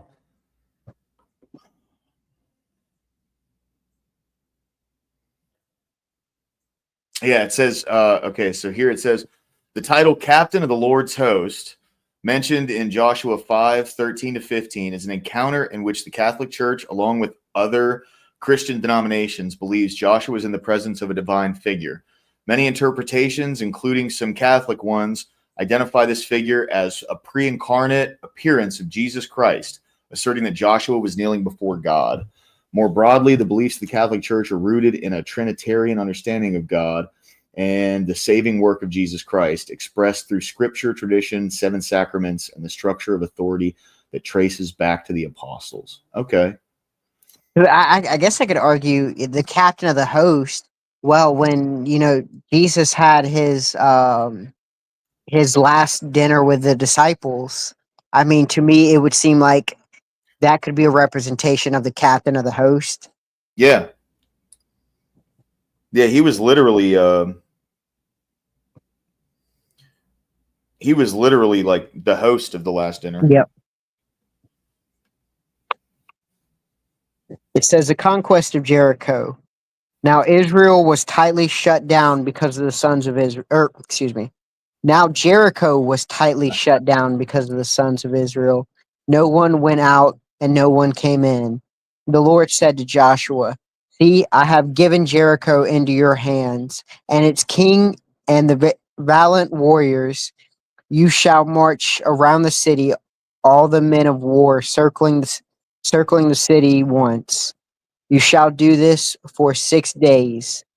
Also, 7 priests shall carry 7 trumpets of ram's horns before the ark. Then on the 7th day you shall march around the city 7 times. And then the priests shall blow the trumpets. It shall be that when they make a long blast with the ram's horn, and when you hear the sound of the trumpet, all the people shall shout with a great shout, and the walls of the city will fall down flat, and the people will go up every man straight ahead." So Joshua the son of Nun called the priests and said to them, Take up the ark of the covenant, and let 7 priests carry 7 trumpets of ram horns before the ark of the Lord. Then he said to the people, Go forward and march around the city, and let the armed men go on before the ark of the Lord. And it was so that when Joshua had spoken to the people, the 7 priests carrying the 7 trumpets of ram horns before the Lord went forward and blew the trumpets, and the ark of the covenant of the Lord followed them. The armed men went before the priest who blew the trumpets. The rear guard came after the ark while they continued to blow the trumpets.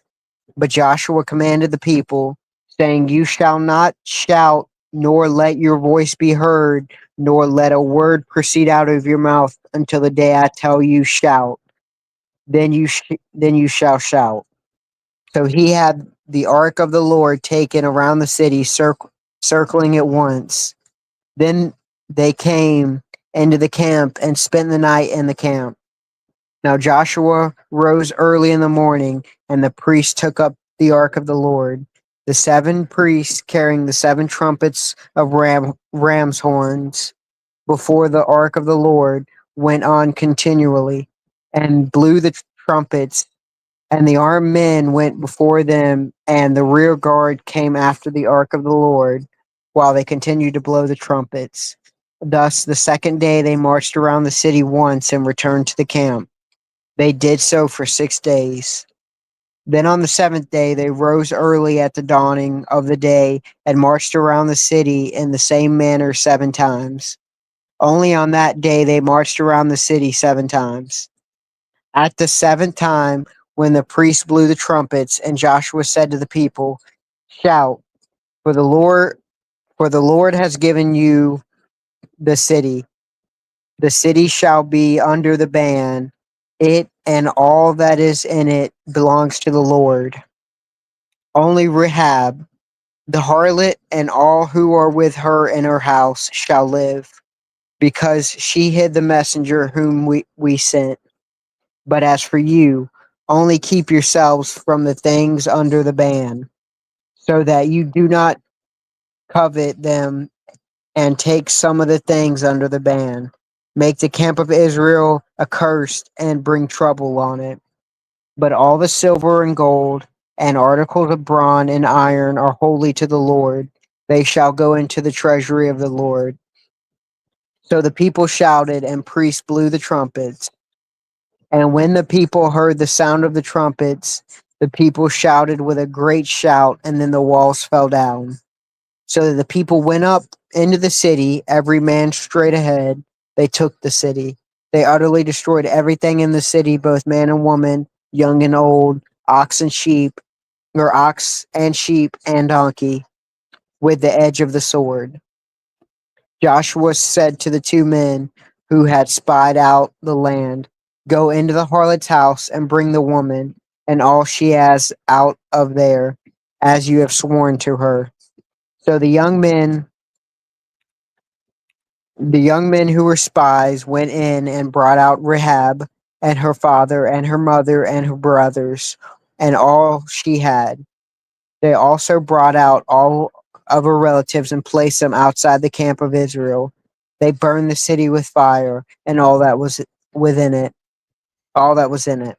Only the silver and gold and articles of bronze and iron they put into the treasury of the house of the Lord. However, Rahab the harlot and her father's household and all she had, Joshua spared, and she has lived in the midst of Israel to this day, for she hid the messengers whom Joshua sent to spy out Jericho. Then Joshua made them take an oath at the time, saying, Cursed before the Lord is the man who rises up and builds this city, Jericho. With the loss of his firstborn, he shall lay its foundations, and with the loss of his or his youngest son, he shall set up its gates. So the Lord was with Joshua, and his fame was in all the land. Wow. That was, dude, I was totally wrapped into those first 6 chapters there. Yeah, no. Well, we're starting to see, I guess, stuff get done. Or I guess we're starting to see the plan laid out. It's like before, each chapter seemed to be like fleshing out, okay, God's kind of explaining them what's going to happen, how he wants it to happen, and how why to structure society. Yep. Yeah. We're going to build the ark. I'm not going to tell you how important the ark's going to be to y'all, but it's going to be very important to y'all. And now we're seeing his plan in action. And by the will of God, it's going exactly as long as they follow what God tells them, everything is working in their favor. And we're probably going to see a lot like that in this chapter.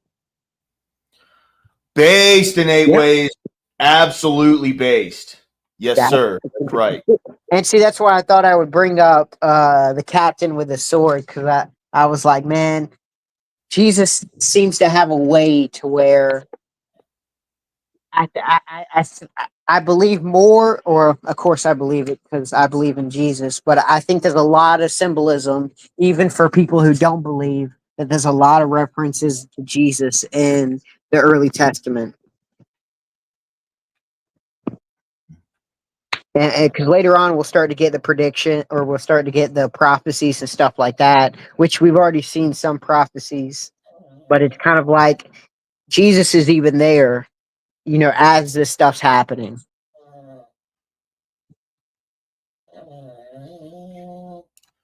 Rahab the harlot is listed as a descendant of Jesus. Really?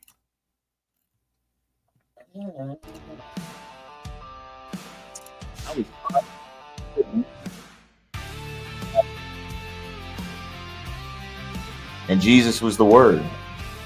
That's an interesting thing, bro. I never put those two together. Man. Corey, it's always a pleasure doing this with you, my man. Of course. Yeah. I can't wait to get back into it, dude. So I'm working the rest of the week. Okay. But Sunday. Yes. Sunday for sure. I will be here. I'm going to be honest. We may be able to knock out the next chapter on Sunday, depending on how long we can go. Yeah, Joshua's not long, man. Because it's kind of, it's straight to the action. Or action's a bad way of phrasing it, but it's straight to what's getting done. I waited a little longer than I should have, I think, to get into the Word. Because now Charlie's like He's ready to go to the bathroom. You know what I mean? Oh yeah, oh yeah. He's But ready to go. but at least we'll have a good bit to knock out. Oh yeah, 100%. And with how like actually like exciting it is to read into this, man. I'm definitely And the interesting thing we can also do is we're starting to get to more common times to where we can track the history. Oh yeah. Because it's like it's been so long ago that really the Bible is a lot of times the only thing we have that can really track any written history of those times. Yeah, yeah, and it's historically like accurate when it comes to like these big events that happen. You know what I mean? Yep. Well, and it's like, especially once we start to get to Jesus' time with the Romans were very good at keeping up with this stuff. So it's like there's a lot of Roman literature and Roman documents that talks about Jesus and talks about, you know, what he's done. Yeah, dude, oh man, I can't wait to get to the New Testament. I mean, I like the Old Testament, don't get me wrong. You know, it's cool. It's a good story. Well, it's starting to get good now. It was kind of slow there in the beginning, but it's definitely starting to get good now, especially when they're going out burning down cities and stuff.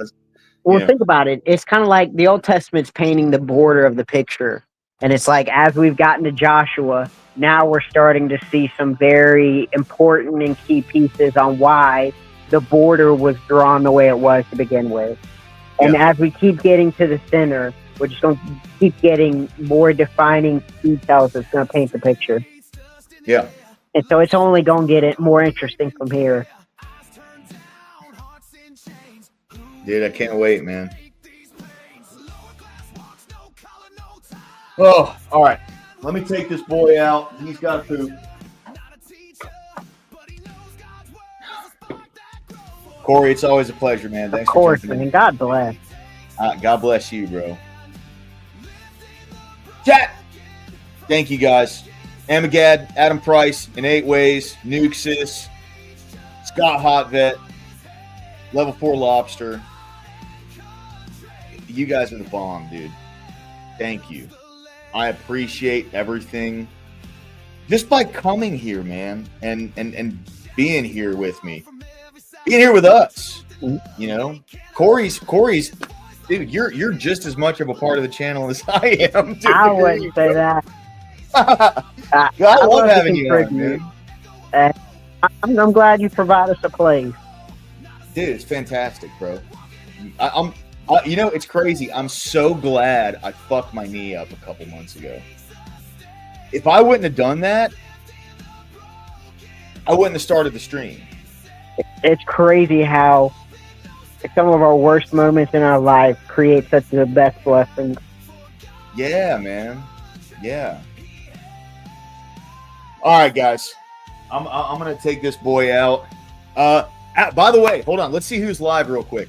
So check it out. EOD is going to be streaming at 10 Central, so that'd be 11 Eastern. He's going to be streaming D&D, and I'm going to be playing with him tonight. So let me see. Is he live? Oh, dude. Jake Var's live, guys. Let's go ghetto raid Jake Var, dude. Sounds like a plan. All right, I'm going to spam his channel in chat. So I'm not to the point where I can do actual raids yet, guys. So please, if you can, go over, show Jake Var some love on Project VO Pod, sorry. Great dude, conservative. Project VO Pod, I have, he's live right now. I got his link posted in chat. Oh, it's just on EOD's channel. So here, yeah. Let me pull up EOD's channel real quick.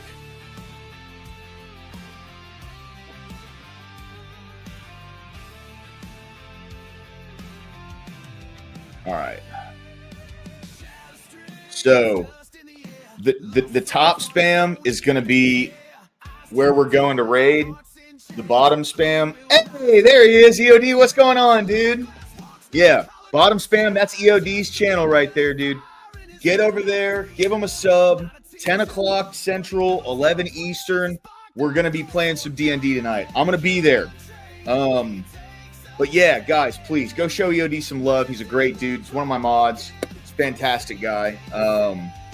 10 Eastern. Oh, shit. So 9 Central. Damn. Sorry. All right. 10 Eastern. 10 Eastern, guys. 10 Eastern. Yeah. Sorry. My bad, EOD. My bad, dude. Yeah. Dungeons and Dragons. Yeah, man. Yeah. It's a cool one, man. All right, boys. I'm going to get out of here. You guys have a great night. EOD, I'll see you in about an hour and 20 minutes, okay? Bless. Peace.